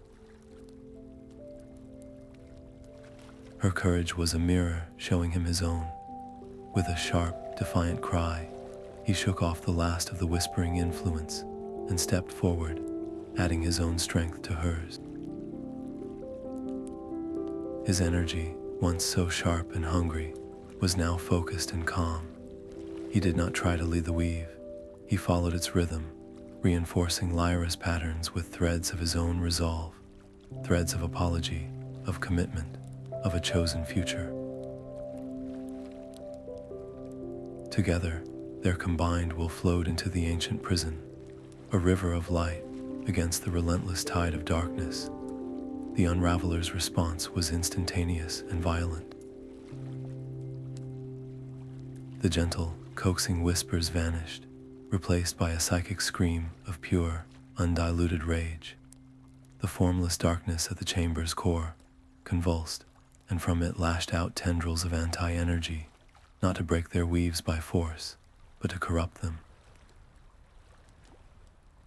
Where these tendrils touched their glowing threads, the light didn't just fade, it sickened, turning a necrotic black before dissolving into nothingness. It was a meticulous, malicious unpicking of their every effort. The entire cavern began to tremble, great shards of rock breaking free from the ceiling and crashing around them. The floor shuddered under their feet. The very stability of the island was tied to the integrity of the prison, and their desperate battle was pushing it to the brink of total collapse. The stakes were no longer about personal failure. The fate of every magical life, every woven thread of existence, hung in the balance. If their weaves failed now, the Unraveler would not just step into the world, he would explode into it, unleashing an age of magical tyranny where creation was forbidden and only unraveling held sway. For a long, agonizing moment, it was a stalemate, their light against his darkness, their creation against his negation. The prison groaned and shook, but it held. Lyra and Fenrin, fueled by a purpose greater than themselves, managed to stabilize their defensive weave, creating a barrier of reinforced light that held back the corrupting tendrils. They stood shoulder to shoulder, breathing heavily, their combined pattern shining like a beacon in the terrifying dark. And in that fleeting second of precarious balance, a new sound reached them, not a whisper or a roar, but the deliberate, calm sound of a footstep on stone. From a shadowed archway that none had noticed, a figure emerged into the flickering light. It was Elder Kael, but his face, usually a map of kindly wisdom, was now a mask of cold, superior certainty. And his eyes, when they met theirs, glowed with the same vile, corrosive energy that had seeped from the Unraveler's very essence. The sight of Elder Kael, emerging from the shadows, should have been a relief, a final reinforcement in their desperate struggle. But the moment Lyra saw his eyes, a cold dread, far deeper than any fear of the formless Unraveler, seized her heart. Those eyes, which had always held the warm, patient light of forgotten stories, now glowed with the same vile, corrosive energy that seeped from the prison's core. He did not look at them with concern or urgency. He looked at them with a cold, calculating superiority that made Fenrin take an involuntary step back. Elder Kael, Lyra's voice was a whisper, choked with disbelief and a pain so sharp it felt physical. This was her teacher, her guide, the keeper of their history. His betrayal was a fundamental unraveling of her own world. A sad, almost pitying smile touched Kale's lips, a grotesque mockery of his usual gentle expression. "You children play with forces you cannot possibly comprehend," he said, his voice layered with a chilling resonance that was not entirely his own. "You see a monster to be caged. I see a necessary order. For centuries, I have studied the aftermath of the Great Sundering, the chaos that followed when magic was cast adrift for any fool to grab and misuse. I have watched our history become a cycle of fear and suspicion." He gestured around the trembling chamber, his gaze lingering on the struggling weaves. "This Unraveler, his method is pure, his vision is clear. He does not seek the messy, unpredictable freedom you champion, Lyra. He offers control. A world where magic is not a wild, dangerous tool for the masses, but a precise instrument for a guiding hand. A controlled tyranny is infinitely better than the chaotic, selfish freedom that has brought our world to the brink of ruin time and again. The explanation was a poison that made terrible, horrifying sense. It was the logic of a historian who had seen only the worst of what magic could do, who had come to believe that the beauty was not worth the risk. As he spoke, his hand shot out with a speed that belied his age, not toward them, but toward the Heartstone in Lyra's hand. His fingers crackled with dark energy and a weave of pure negation, a pattern designed to sever connection and sow discord, flew from his fingertips. It wasn't a blast of force, it was a surgical strike, aimed directly at the bond between Lyra and the stone. The shock of it, both magical and emotional, reverberated through her, and for a terrifying second, the Heartstone's light flickered and dimmed in her grasp. The prison weaves, which they had been desperately reinforcing, groaned in response, several key threads snapping under the renewed strain. The Unraveler's dark presence swelled, and a sound that was not a sound filled the chamber, a deep, gloating laughter that seemed to vibrate through their very bones, savoring the delicious discord of a trust shattered from within. Lyra's mind reeled. How do you fight someone you love? How do you combat an argument that springs from a place of twisted, misguided love for the very world you are both trying to save? Raising a weapon against Kale was unthinkable. It would be a confirmation of every dark thing he had just claimed about the nature of power, so she did the only thing her heart would allow. She lowered her hands, letting her defensive weave dissolve. She met his corrupted gaze, and she began to weave again, but this time, she wove with memory and emotion. She didn't show him visions of power or control. She showed him the world he had devoted his life to preserving. She wove the image of his own hut, filled with scrolls and memory stones, the quiet piece of a story kept alive. She wove the vibrant green of the rejuvenated orchard, the faces of the villagers filled with wonder, not fear. She wove the delicate, perfect moment of her first successful weave in the whispering woods, the harmony between herself, the crystal, and the spirit. "This is what you love, Elder," she said, her voice thick with tears she refused to shed. "This is the balance you have always taught me to protect, not domination. Not control, this connection. This is the history worth saving." For a single, heart-stopping moment, it worked. The corrosive glow in Kale's eyes flickered. The cold certainty on his face wavered, replaced by a ghost of the kind, conflicted man they knew. His outstretched hand trembled. He saw it. He saw the beautiful, fragile world he was helping to destroy. A strangled sound, part grief, part struggle, escaped his lips. The internal war between the man and the corruption was happening right before their eyes, and for that 1 second, the man was winning. But the Unraveler would not tolerate such a loss. The moment of hesitation was all the opening it needed. The dark laughter in the chamber, cut off abruptly, replaced by a silent, violent surge of will.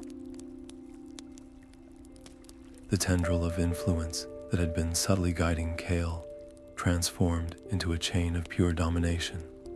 The conflict in Kale's eyes vanished, snuffed out like a candle. His body went rigid, his back arching painfully as a wave of pure black energy erupted from the central vortex and slammed into him, engulfing him completely. When he straightened, any semblance of the elder they knew was gone. His face was a mask of cold, alien fury, his eyes now twin pools of seething darkness.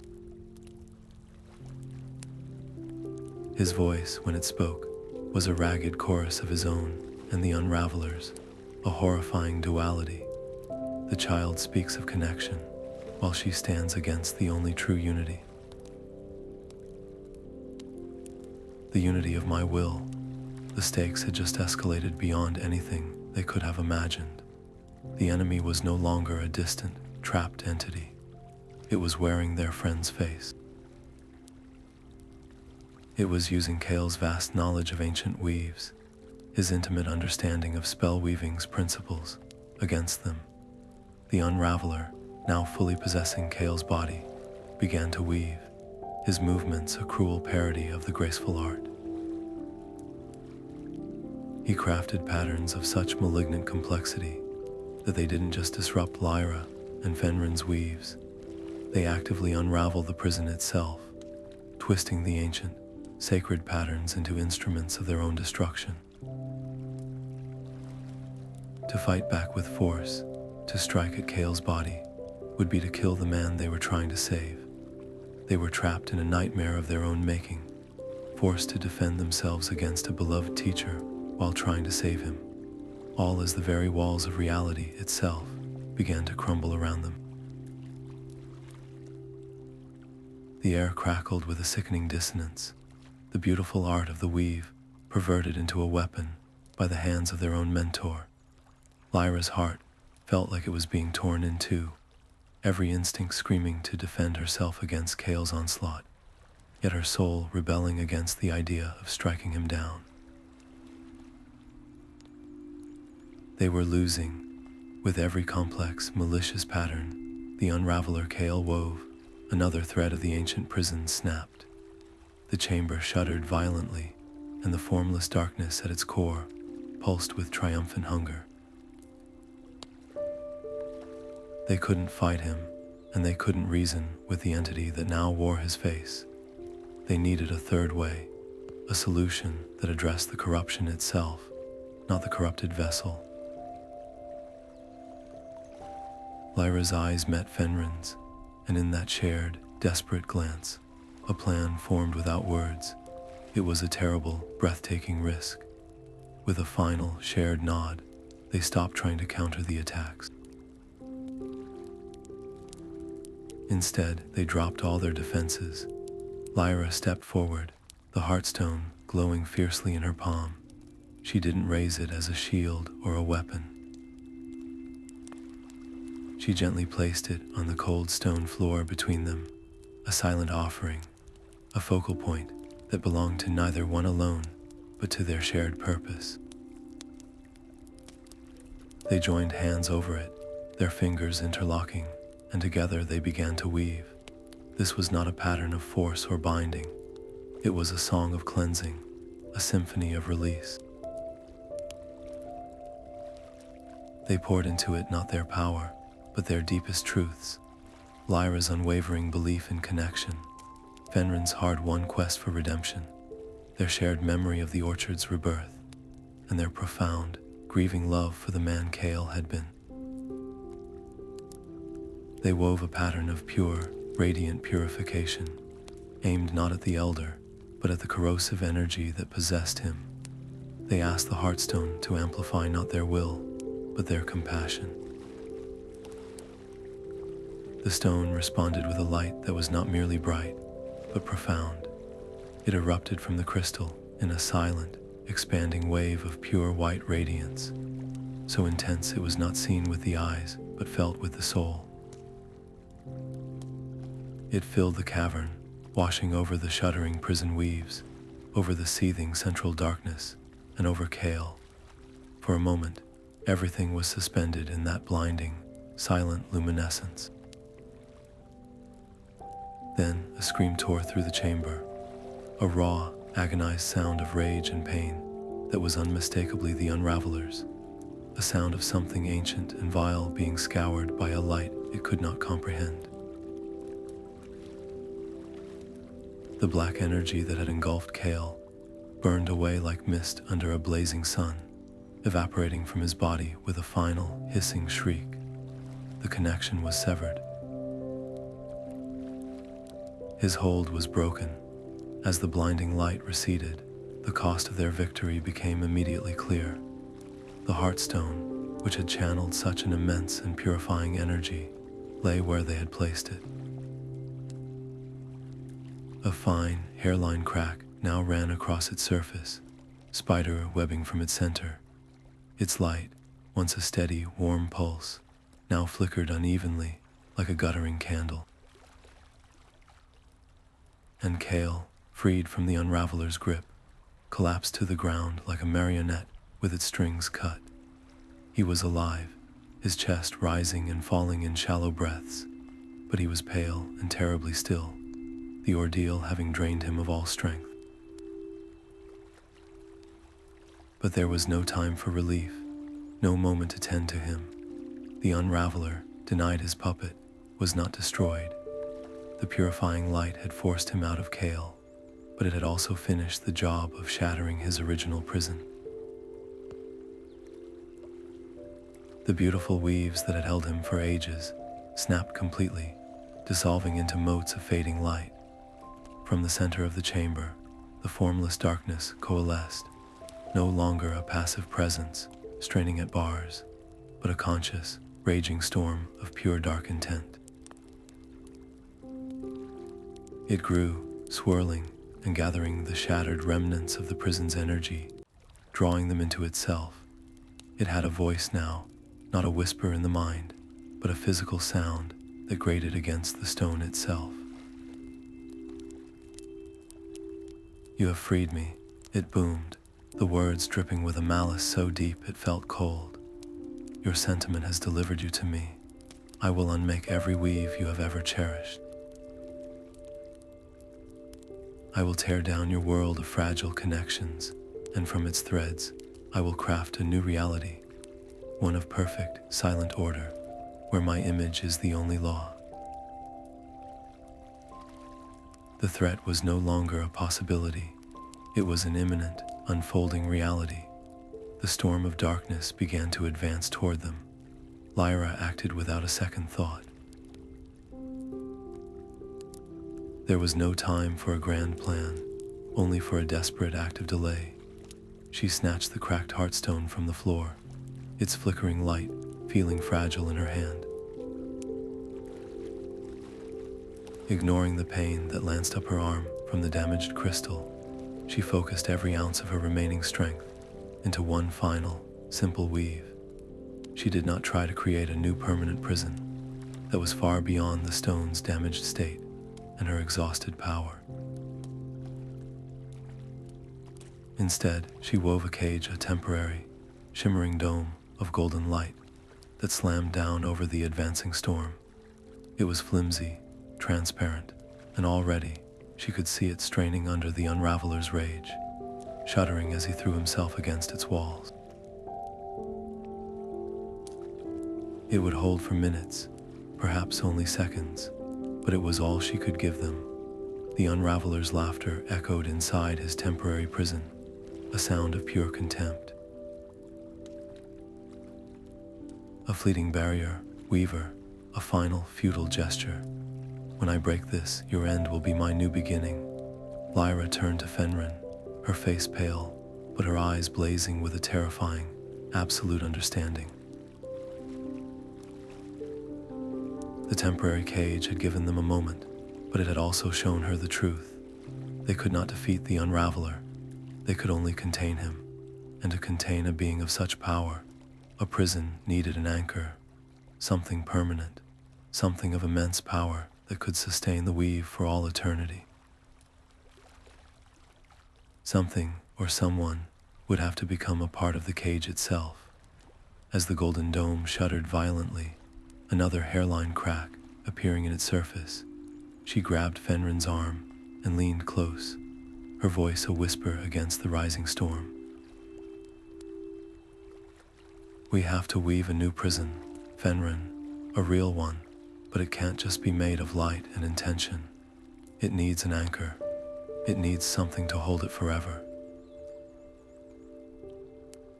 There was no time for discussion, no room for doubt. The Unraveler's rage hammered against Lyra's temporary cage, each impact sending spiderwebs of light fracturing across its shimmering surface. It would not hold. In the breathless moment before it shattered, Lyra and Fenrin's eyes met, and an entire conversation passed between them in a single glance. A final acknowledgement of trust, of shared purpose, of everything they had learned. They didn't need to speak. They simply began. Their hands moved in perfect, mirrored harmony, a dance of creation against the impending storm of negation. Lyra wove the memory of the forest spirit's first lesson in humility, the threads of her gratitude forming a foundation of deep green stability. Fenrin, his movements sure and calm, wove the strength of the mountain that had nearly claimed them, the unyielding patience of stone, layering it with the sharp clarity of his own hard-won redemption. They drew from the cave of echoes, threading the ancient, melodic hum of Alara's wisdom into the pattern. They wove the vibrant joy of the orchard's rebirth, the supportive trust of the village, the guiding calm of the sea. Every triumph, every failure, every lesson was gathered and spun into a tapestry of light and memory, more complex and beautiful than any single weave ever crafted. This was not a spell. It was the story of their journey, given form and purpose as a vessel for containment. But the Unraveler was a master of his terrible art. As their prison took shape, layer upon glowing layer, he fought back with a vicious, intelligent malice. He did not blast their work with raw power, he dissected it. Where Lyra wove a thread of connection, his influence would manifest as a whisper of doubt, picking at the knot until it loosened. Where Fenrin solidified a barrier with resolve, the Unraveler would attack with a memory of his past shame, causing the weave to waver and thin. It was a horrific, high-speed unraveling, their creation being taken apart almost as quickly as they could build it. The strain was immense. The already cracked Heartstone, channeling this titanic flow of energy, groaned under the pressure. The fine fracture across its surface deepened, branching out like a lightning strike, and with each new crack, a sliver of its radiant light bled away, dimming their efforts. They were pouring everything they had into a vessel that was itself breaking. A horrifying realization crystallized in Lyra's mind amidst the chaos. A prison of this magnitude, designed to hold a being that fed on magic itself, could not be a static construct. It couldn't just be built and left. To withstand eternity, to resist the Unraveler's constant, corrosive pressure, it needed a heart. It needed a consciousness, a living anchor whose very soul would bond with the weave forever, not to power it from the outside, but to sustain it from within, to constantly mend the tiny tears the Unraveler would inevitably inflict. It would be a consciousness forever tied to the darkness, an eternal watchman in a silent, lonely vigil. It meant a sacrifice beyond death, an eternity of isolation, holding the line. Fenrin understood it in the same instant she did, and without a second of hesitation, he spoke, his voice steady and clear, even over the Unraveler's roar. It has to be me, Lyra. This is the debt I owe. This is the redemption my line requires. Let my life be the anchor. Let my eternity be the lock on his cage. His offer was made not with despair, but with a profound, heartbreaking sense of closure. He saw it as the only fitting end for the descendant of the first breaker, to become the eternal keeper. But Lyra's response was immediate and fierce. No, the word was not a rejection of him, but of the very idea he represented. Spellweaving was never about one person's burden. It was never about solitary sacrifice. That was his path. She gestured toward the straining darkness. Our strength has always been in connection, in collaboration. This isn't your debt to pay alone, Fenrin. It's our responsibility to share. She looked from his determined face to the flickering, failing Heartstone in her hand. The solution, the true anchor, presented itself to her not as a loss, but as the ultimate act of partnership. The stone was not just a tool. It was a repository of all they had learned, all the harmony they had managed to restore. It was a piece of the world's magic, healed and whole. As the Unraveler's final assault broke through the last of the temporary cage, Lyra made her choice. Together, she said, her voice filled with a strange, triumphant peace. Together, they took the final threads of their immense, layered weave, and together, they did not bind it to Fenrin's soul. They bound it to the Heartstone itself. Lyra offered it up, not as a tool to be used, but as a soul to be joined. She poured the last of her own magical essence into the crystal, not to command it, but to ask it, to thank it, for becoming the eternal guardian. The cracked stone did not resist. It seemed to understand. It flared with a light so intense it consumed sight and sound, a silent explosion of pure, white radiance that filled the cavern and then collapsed inward, solidifying into a new, perfect, and immutable prison around the Unraveler. The howling rage was cut off instantly, replaced by a deep, profound silence. The light faded. Where the storm of darkness had been, there was now a serene, crystalline structure, pulsing with a soft, internal light, the Unraveler's form visible as a contained, dormant shadow within. It was done. He was sealed, and Lyra fell to her knees, not from exhaustion, but from a sudden, hollow emptiness. The connection was gone. The constant, humming song of magic that had been her companion since she first touched the Heartstone was silent. She could see the weave of the world. She could remember its beauty, but she could no longer feel it, no longer touch it. The art she had fought so hard to restore was, for her, now a memory. She had given her gift back to the world to save it, and in doing so, had forever closed the door on her own ability to weave. The profound silence that settled over the island was a physical relief, a weight lifted from the very air itself. The oppressive dread, the whispering malice, the constant psychic pressure, it was all gone, replaced by the simple, clean sounds of wind over rock and the gentle lap of waves on the black sand shore. In the center of the cavern, the new prison stood serene and immovable, a crystalline monument containing the dormant shadow of the Unraveler, its soft, internal pulse a silent testament to their sacrifice. It was within this newfound peace that Elder Kael stirred, a low groan escaping his lips as consciousness returned.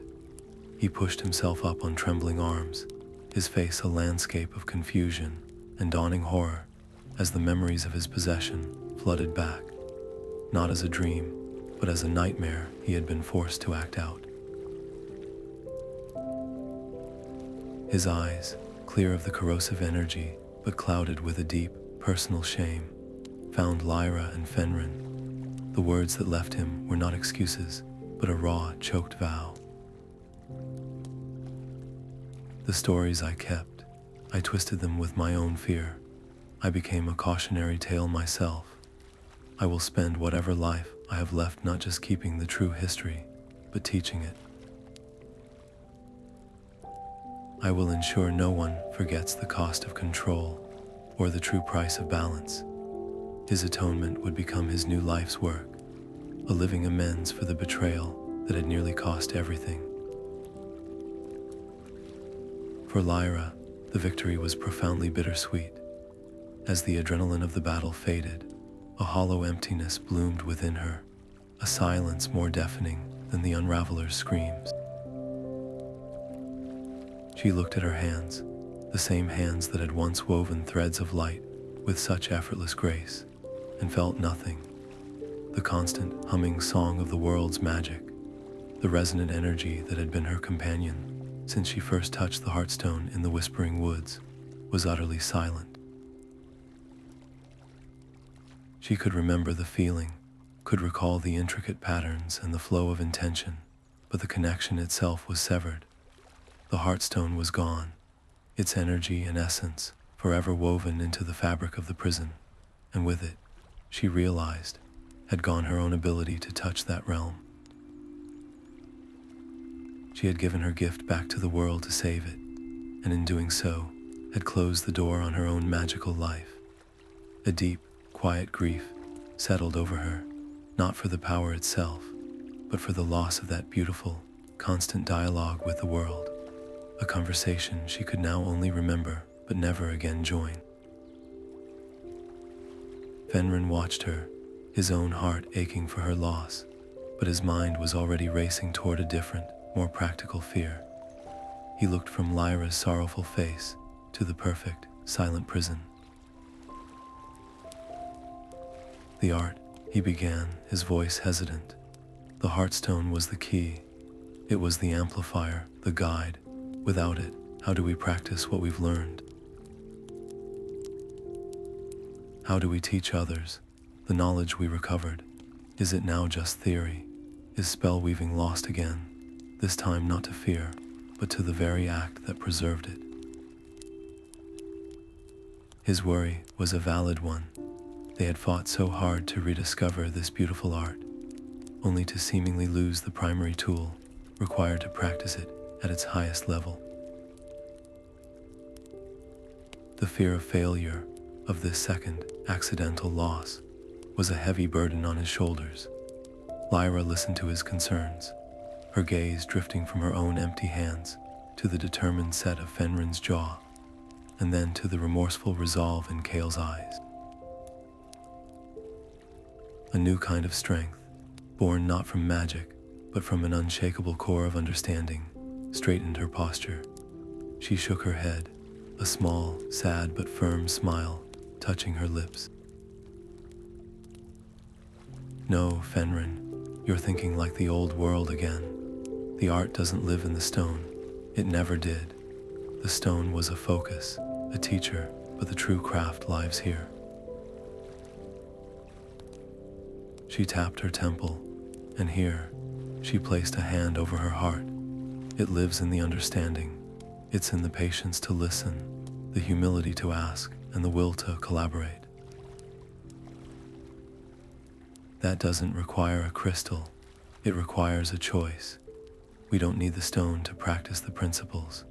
We just need to remember them. Her decision was made in that moment. She would not let the knowledge fade into obscurity again. She would become the vessel for it. I will write it all down, she declared, her voice gaining strength. Every lesson from the forest spirit, every pattern from Alara's echo, every mistake we made, and every correction we found. I will write the theory, the philosophy, and the practice. The art will live on in words and understanding, not locked away in a single, powerful object. The world was safe, the immediate, apocalyptic threat neutralized. But the Unraveler's long influence had left deep, lingering scars across the land. The strange magical disasters, the sudden blights, the localized storms of hail and fire, ceased, but the memory of them was etched into the minds of the people. In villages and towns far from the Isle of Silence, the recent chaos had only reinforced old fears. Magic, for many, was not a craft to be learned, but a dangerous, unpredictable force to be feared and suppressed. The work ahead was not just about teaching an art. It was about healing a deep-seated cultural trauma. about convincing a frightened world that the very thing they blamed for their woes was actually the path to their restoration, if practiced with respect and wisdom. The stakes were no longer about preventing an end, but about guiding a fragile beginning, and the opposition would be one of skepticism and deeply ingrained fear, a far more subtle and pervasive enemy than a single monstrous entity. Bearing this weight of hope and responsibility, the three of them, the weaver who had lost her magic, the descendant of the breaker, and the historian who had succumbed to tyranny, made the long journey home.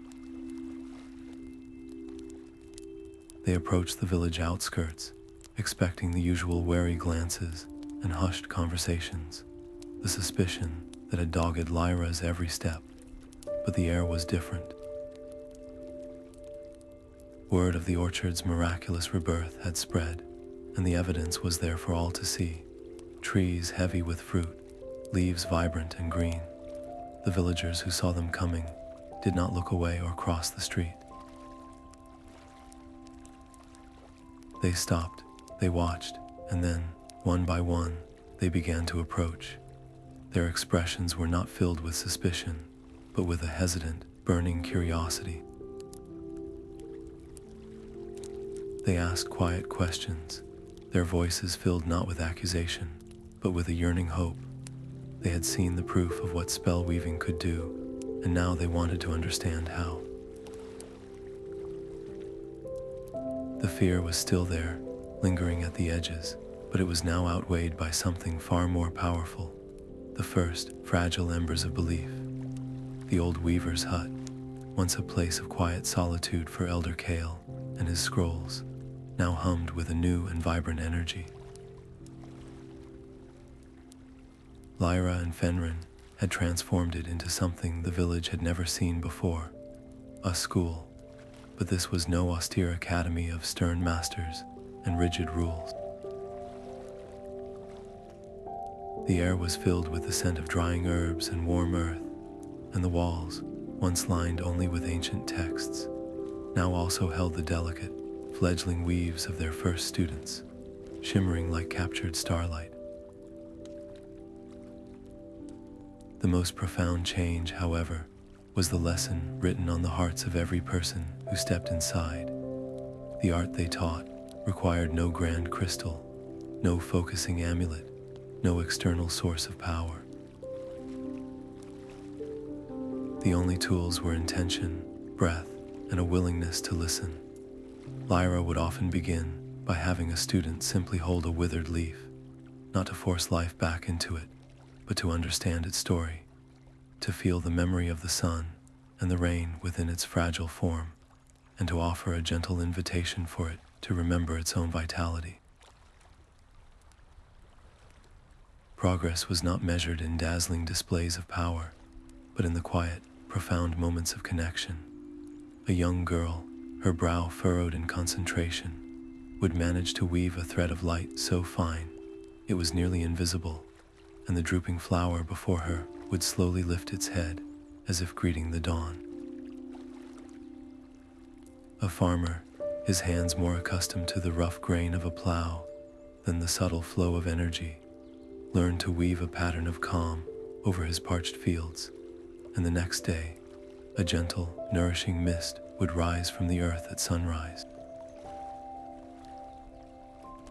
These were small miracles, stable and sustainable, born not of command, but of collaboration. The village, once a place of fear and suspicion, began to transform. Gardens flourished with unprecedented vigor.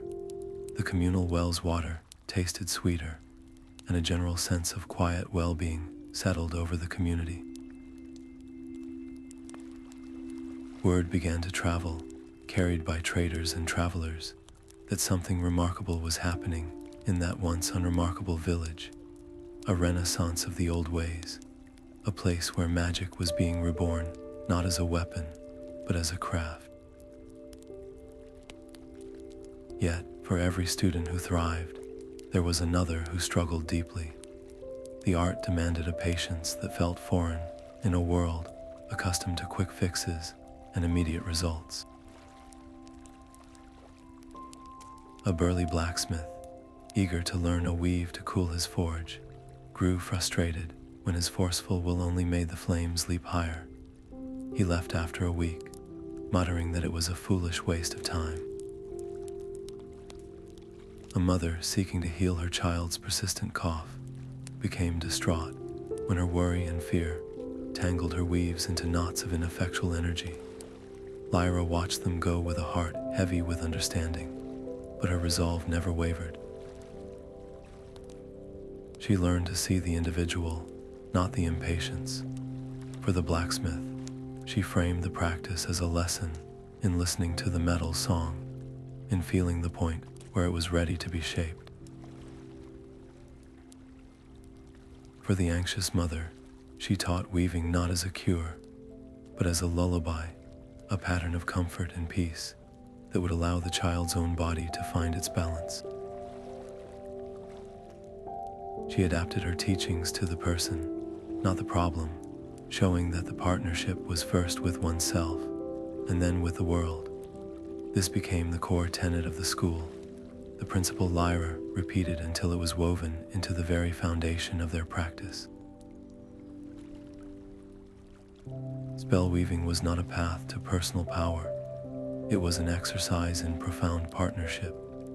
It was the understanding that to weave the wind, you first had to understand its desire to both rage and rest. To encourage a crop to grow, you had to partner with the sun, the soil, and the seed itself, acknowledging each one's role in the dance of life. This philosophy extended beyond the magical and into the interpersonal. The students learned to weave together, their individual threads of intention, combining to create patterns of far greater complexity and beauty than any could manage alone. They learned that a weave of protection was stronger when woven by a community, and a weave of healing carried more potency when it held the compassionate intentions of many hearts. The school became a living testament to the idea that true strength was found not in solitary dominance, but in collaborative harmony. As the seasons turned, the school's reputation grew, stretching far beyond the valley and across the distant mountains. It attracted a slow but steady stream of pilgrims, not all of them eager students. Some came from distant lands ruled by the old, forceful ways of magic, their eyes sharp and calculating, sent to observe and report on this potential new threat to their order. They were the wary observers, the skeptics who watched from the edges of the practice field, their arms crossed, searching for a hint of the manipulation and control they understood. They saw only cooperation and gentle focus, which either confused them into dismissal or intrigued them into a deeper, more uncomfortable curiosity. The presence of these watchers was a constant reminder that their peaceful experiment existed in a wider world that might not understand it, a world that might see their gentle art as a weakness to be exploited. The stakes of their success were no longer just about personal growth. They were about offering a viable alternative to a fractured magical world, and that made their small school a beacon that could either guide others or draw the wrong kind of attention. Then, on a day when the autumn sun cast long, golden shadows and the air was crisp with the promise of change, a solitary figure was seen walking up the path from the main road. This was not a local farmer or a known trader. The visitor moved with a graceful, deliberate pace, their clothes woven from fabrics and dyed in colors unknown in the village.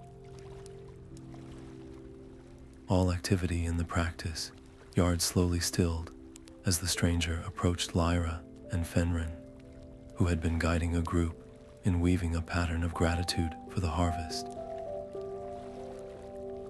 The stranger did not speak immediately, but instead offered a deep, respectful bow that seemed to acknowledge not just them, but the very art they practiced.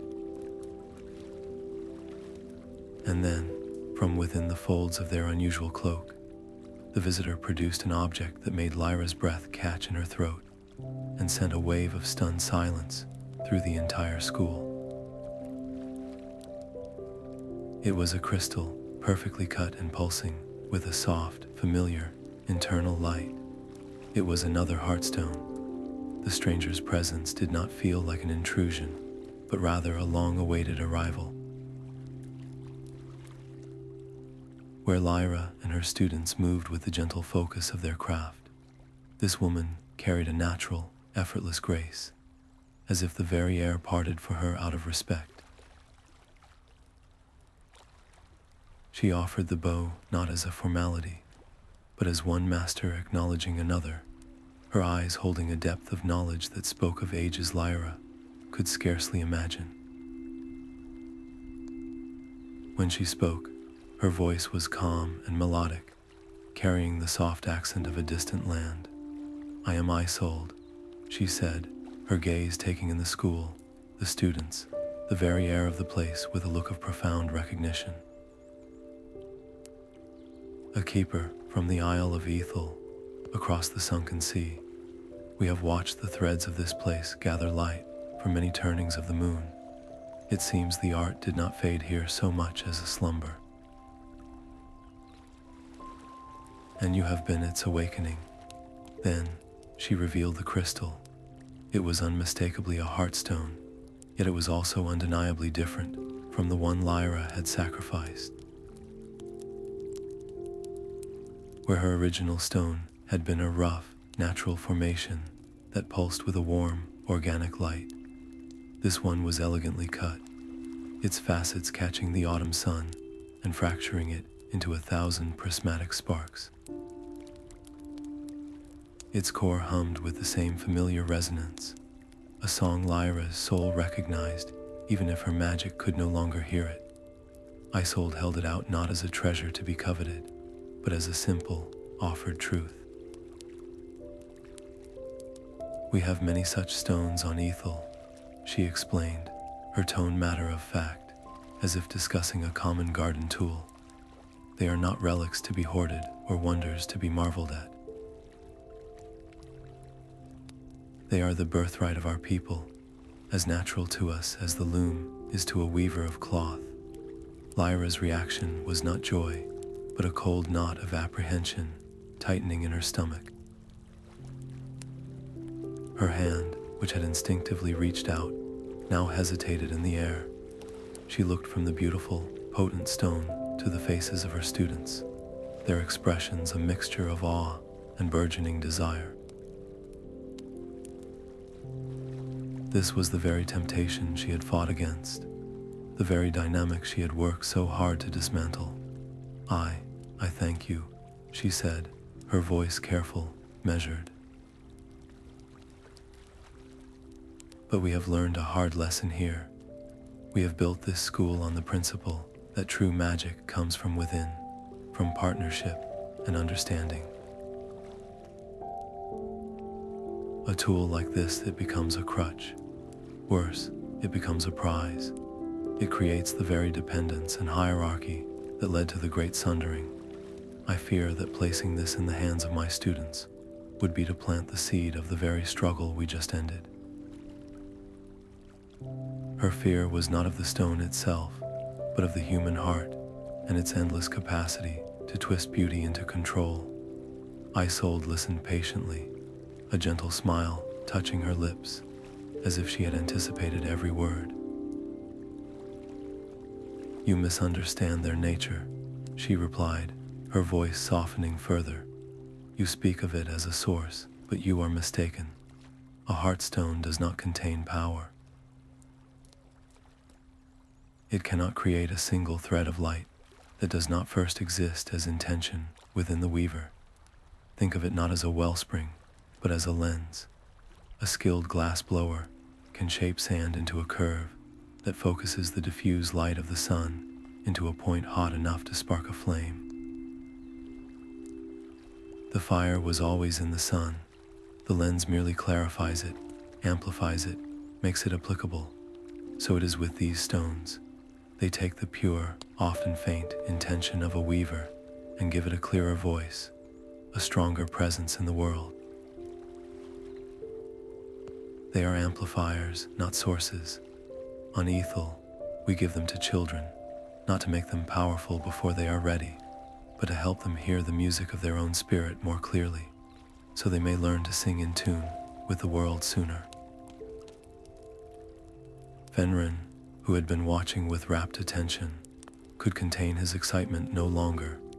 "Lyra, think of the possibilities," he interjected, his eyes alight with a passion she hadn't seen since before the cave.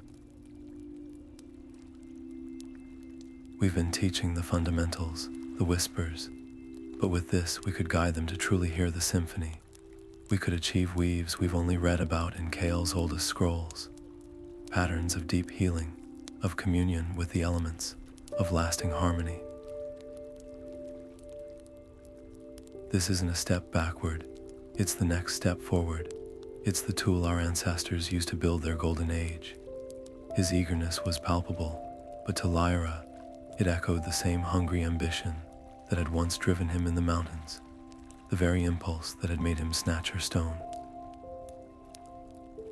She saw in his excitement the ghost of the old struggles, the desire for advancement that could so easily eclipse the respect for the journey itself. The conflict between them was silent but stark, a tension felt by every student in the yard. It was the past arguing with the future, caution debating potential. Lyra looked from Fenrin's hopeful, eager face to Isolde's patient, knowing one, and then to the crystal that lay between them, pulsing softly with latent possibility. She understood both viewpoints, felt the truth in both their arguments.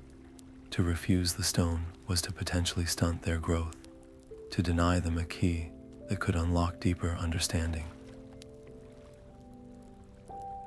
To accept it without condition was to risk everything they had built on a foundation of self-reliance. A decision was needed, one that honored the past without being shackled to it. "Very well," Lyra said finally, her voice firm with resolve.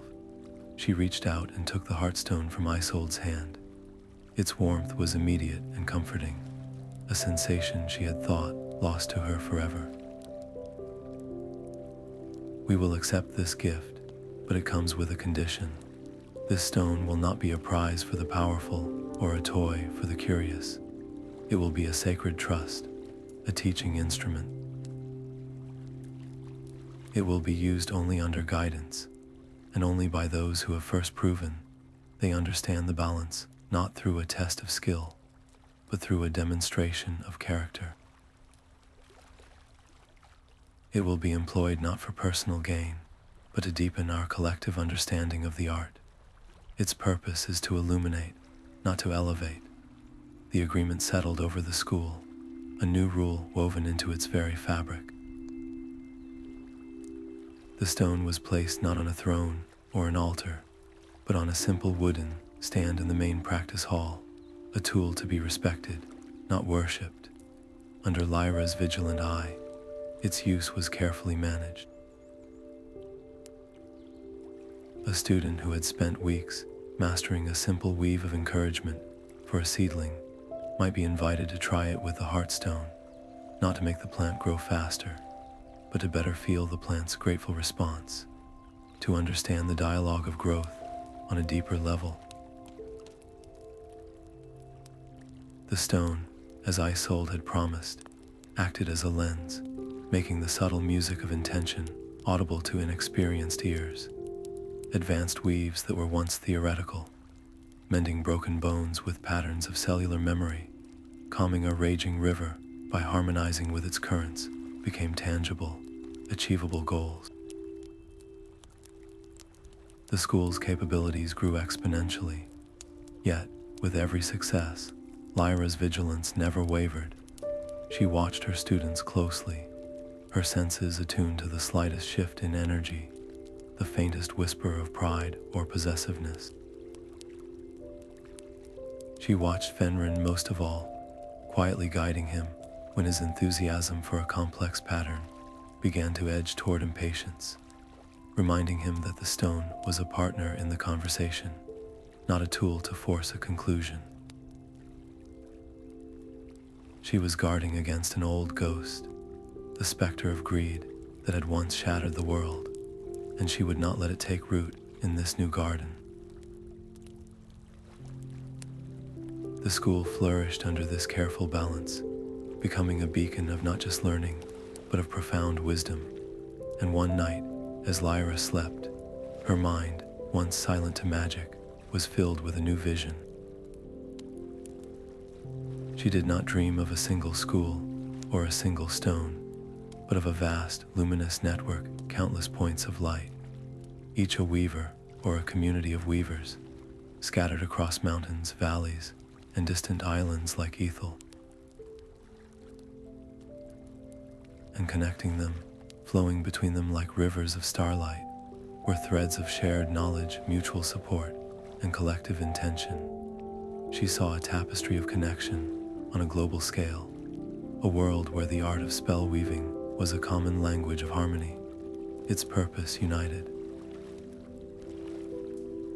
The invitation went out not as a summons or a decree, but as a gentle, woven thread of light and intention, carried on the wind and across the waves to every known corner of the world. Lyra, Fenrin, and Isolde did not seek to build an empire of magic, but a tapestry of understanding. They called for those who remembered the old ways, those who had discovered new ones, and those who simply felt a pull in their spirit toward a more harmonious existence. The response was not immediate, and it was not universal. Suspicion and old fears still held sway in many lands, but slowly, steadily, a remarkable gathering began to take shape on the grounds of the school. Representatives arrived from the misty highlands where weavers worked with the voices of storms, from the deep deserts where patterns were etched in sand to converse with the shifting dunes, from coastal villages where the art was used to understand the language of tides and whales. For the first time since before the Great Sundering, the diverse threads of spell weaving were being drawn together in one place. This assembly, which came to be known as the Weavers' Council, was a living library of possibility. Its first and most vital task was to establish a foundation of trust, a shared set of principles that would guide the practice of this reborn art. After days of deep discussion, listening to the joys and sorrows of each region's history with magic, a core tenet emerged as simple and profound as the art itself. Weaves of healing, of growth, of connection, and collaboration were to be celebrated, shared, and taught freely to any with a willing heart. These were the threads that strengthened the world's fabric. Conversely, any weave designed for domination, for control over another's will, for coercion or personal gain at the expense of the whole, was strictly and unequivocally forbidden. This was not presented as a harsh law, but as a solemn vow of protection, a collective promise to never again walk the path that had led to the Sundering and the rise of the Unraveler.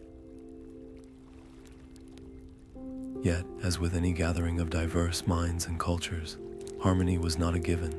It was a constant, active practice. The Council's greatest strength, its variety of perspectives, also became its greatest source of tension.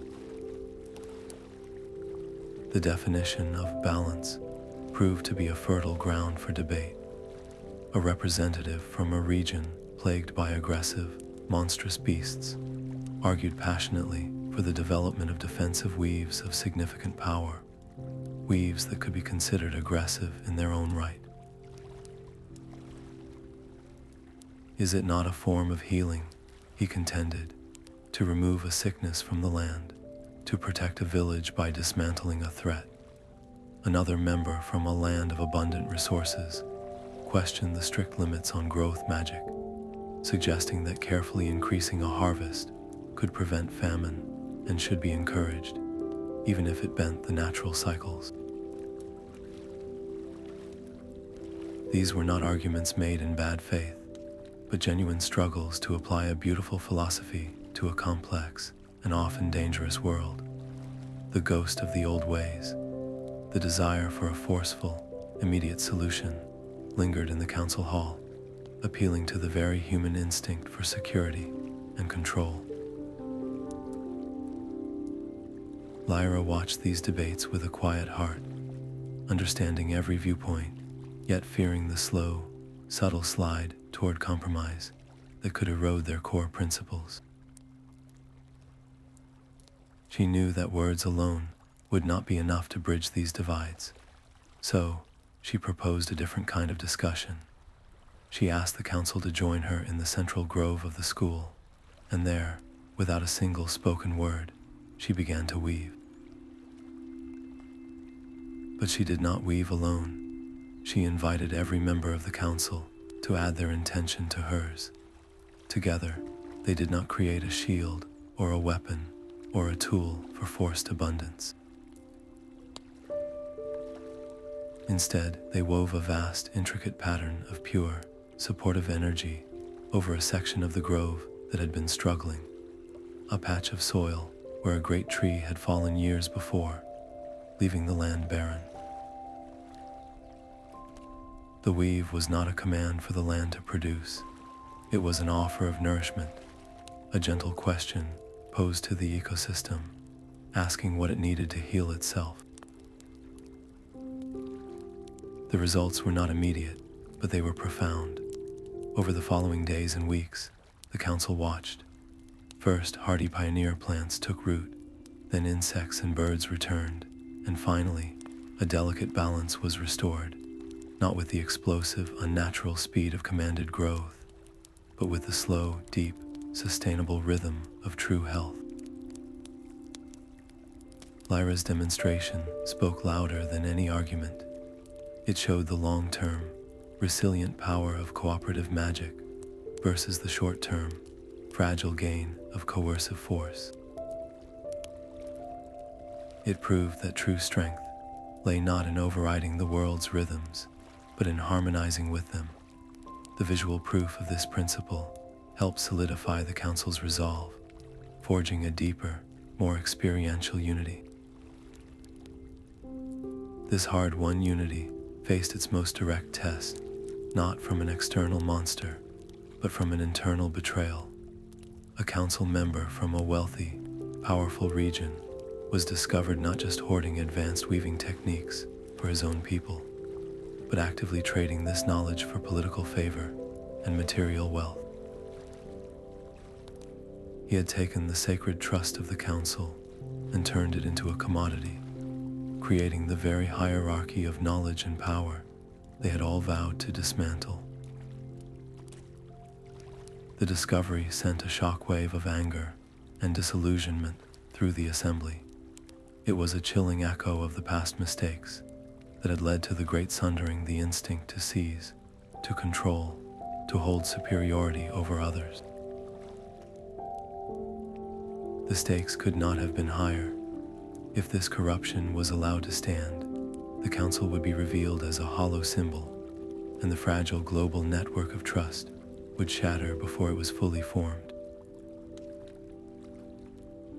The ensuing confrontation was tense and sorrowful. The member was not banished with hatred, but his status was revoked. He was asked to leave, not as a punishment, but as a necessary act of preservation for the whole. The event served as a stark, sobering reminder for Lyra and all the members. The victory over the Unraveler and the founding of the council were not in points. They were the beginning of a new, perpetual responsibility. The desire to corrupt, to control, to place oneself above the whole was a weed that would always try to take root in the human heart. Protecting the art required eternal vigilance, not just from external threats, but from the internal shadows that resided within every practitioner. Harmony was not a static state to be achieved, but a dynamic balance to be continually nurtured and defended. This realization settled on Lyra's shoulders with a new weight. She saw that the most important work was no longer about crafting perfect weaves herself, but about cultivating the right hearts and minds to carry the art forward. And so, she quietly turned her attention from the council's debates to its newest, most eager students, beginning the patient, vital work of training a new generation of teachers who would understand that the first and most important weave was always the one around their own character. Years flowed into decades, a gentle current of seasons that saw Lyra's dark hair turn to silver, and the fine lines around her eyes deepen into a map of a life well lived. The youthful woman who had once trembled before a forest spirit now moved with the serene grace of deep-rooted understanding. Her presence, a calm center in the ever-growing tapestry of the school. Her hands, which had once woven threads of light, now most often held a stylus, patiently etching her knowledge onto durable vellum. This was not a simple instruction manual. It was the culmination of her entire journey. She titled it The Weaver's Dialogue, and within its pages, she masterfully wove together the intricate, practical steps of crafting a stable weave with the profound philosophical underpinnings that gave the art its true meaning. A chapter on the precise finger movements for encouraging plant growth was followed by a meditation on the ethical responsibility of partnership with the natural world. A technique for calming a disturbed water source was paired with an essay on listening to the emotional currents within oneself first. It was a guide to living as much as it was a guide to magic, a testament to her belief that the two were inseparable. This remarkable book, copied and shared by travelers and traders, did not simply spread, it took root. It became the foundational text for magical education across the known world, translated into countless languages and studied in humble village circles and grand learning halls alike. Lyra herself was never comfortable with the reverence that followed. She was not celebrated as the most powerful weaver of her age. Many of her own students could now craft far more complex and visually stunning patterns than she ever had. Instead, she was revered as the wisest of teachers, the keeper of the art's soul. People sought her counsel not for how to perform a specific weave, but for how to approach a moral dilemma within their practice, or how to heal a rift in a community of practitioners. Her power was not in her magic, but in her clarity of vision and the profound depth of her empathy, a lesson that itself became a core tenet of the new magical renaissance. Yet, even in this era of flourishing peace and creativity, a shadow of a different kind lingered, known only to her. In the deepest quiet of the night, or in a sudden moment of stillness amidst a bustling day, Lyra would sometimes feel it. A faint, distant pull, a cold thread of awareness that was entirely separate from her own being. It was the prison weave. It was a subtle tremor in the fabric of the world, a reminder that the Unraveler was not destroyed, not forgotten, but only perfectly, permanently contained. It was not a threat, not an active struggle, but a perpetual, quiet hum of vigilance, a testament to the eternal price of their hard-won peace. This secret knowledge kept her humble, preventing the world's admiration from ever turning into complacency within her own heart. It was a sobering anchor to the reality that some victories require eternal guardianship. Understanding that this legacy needed to be nurtured by hands younger than her own, Lyra made one of her most significant and heartfelt decisions. She called for Fenrin, who had grown from a tormented young man into a pillar of steady strength and thoughtful leadership. Before the entire community of the school, she did not simply ask him to take over. She formally appointed him as her successor. "The art does not need a replica of me," she told him, her voice clear and warm. "It needs your unique spirit, your understanding of redemption, and your unwavering commitment to the balance we have built. Lead them not with my memory, but with your own humility and foresight." The trust was absolute, a final, powerful weave of reconciliation that honored his difficult journey and cemented his place not as the descendant of the breaker, but as the chosen guardian of the craft. The world, for a time, seemed to bask in the golden age Lyra had helped usher in. Magic was no longer a thing of fear or obscure legend, but a vibrant, integrated part of daily life, used to mend, to build, to create, and to connect. It was a true renaissance, a flowering of potential that touched every corner of society. But Lyra, with the wisdom of her years and the quiet awareness of the prison's hum, knew that this golden age was not a permanent state. It was a delicate equilibrium.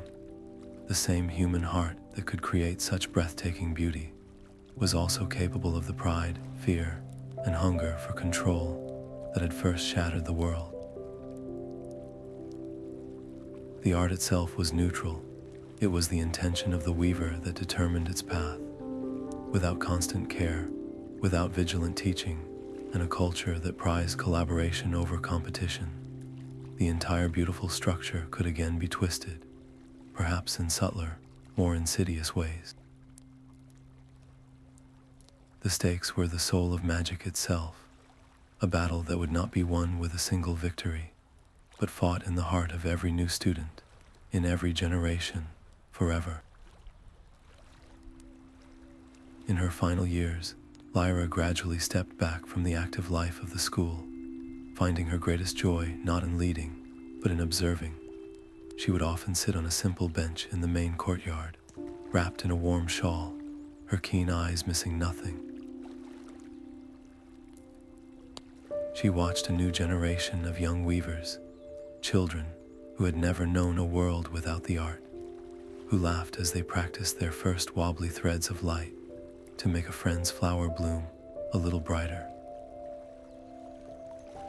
They created their small, beautiful miracles with an innate understanding of the dialogue, without any memory of the struggle and sacrifice it had taken to restore it. They did not know her name, and that to her was the ultimate sign of success.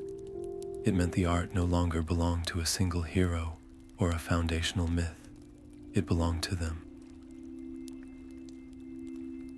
It was alive, evolving, and woven into the very fabric of their lives, and this was a solace deeper than any praise or monument could ever provide. The evening air in the orchard was sweet with the scent of ripening apples and the lingering fragrance of blooming heart blossoms, a gentle perfume that spoke of a land deeply loved and carefully tended. Lyra walked slowly along the familiar path, her steps quiet on the soft, mossy earth. This was no longer the blighted, sorrowful field of her youth, nor even the miraculously rejuvenated symbol of her early triumph. It was something far more ordinary, and therefore infinitely more precious. It was simply a place of life. All around her, she could hear the soft, focused murmurs of the newest generation of students, third-generation weavers, who had never known a world where this art was lost. A young woman with sun-streaked hair was coaxing a stray vine back toward its trellis, not with her hands, but with a gentle spiral of amber light, her brow furrowed in concentration. Two younger boys were collaborating, their combined intention weaving a delicate net of mist to water a row of seedlings, their laughter as much a part of the magic as the light itself.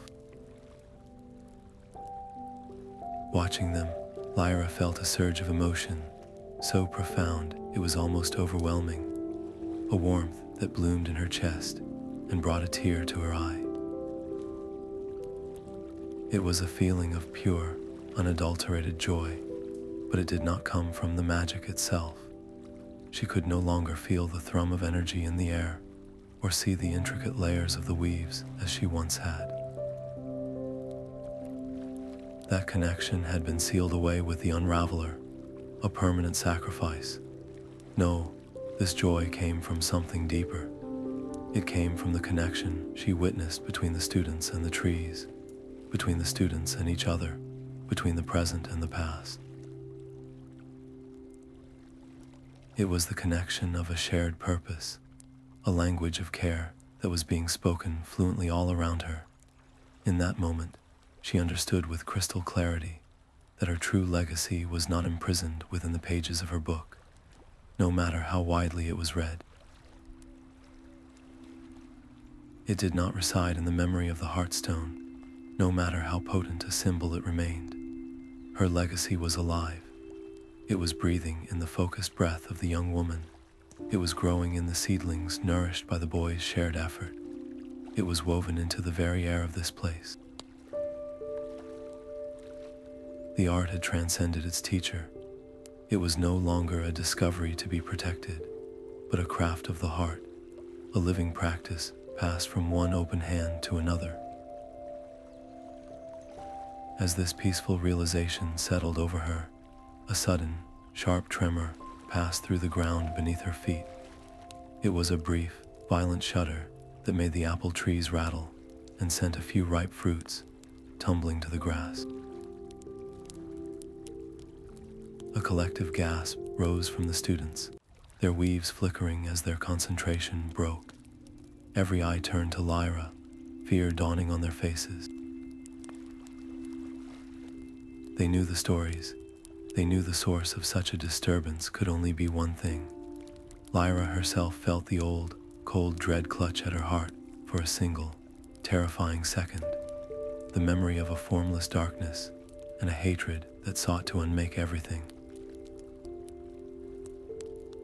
But as quickly as it had come, the tremor faded.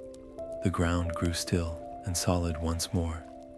The only sound was the gentle rustle of leaves in the calming breeze. The prison weave, the eternal anchor she and Fenrin had created, had held. It had absorbed the echo of the Unraveler's rage and stabilized itself, as it was designed to do. It was a reminder that the threat was eternal, but so was the safeguard. A slow, serene smile spread across Lyra's face, smoothing away the lines of worry. The fear did not return. Instead, it was replaced by a confidence so deep it felt like bedrock. The world did not need her to stand guard anymore. It had its own guardians now, these young weavers and the generations that would follow them. They understood the balance. They respected the dialogue. They would handle whatever challenges arose, not with the fearful strength of a lone protector, but with the collective, resilient strength of a community that had truly learned its lessons. The weave had held because the world itself was now invested in maintaining it. She found her favorite sitting place beneath the oldest apple tree, its branches heavy with fruit, and its bark etched with the gentle, glowing patterns of a longevity weave, maintained by dozens of different hands over the years. She leaned back against its sturdy trunk with a soft sigh, a sense of contentment wrapping around her as warmly as a well-loved shawl. Her life's work was not just complete, it was self-sustaining. The art of spellweaving was no longer a fragile sapling needing protection. It was a great, thriving tree, constantly putting out new branches and exploring new, healthy, creative ways to exist in harmony with the world. The sun began to dip below the horizon, painting the sky in strokes of violet and gold.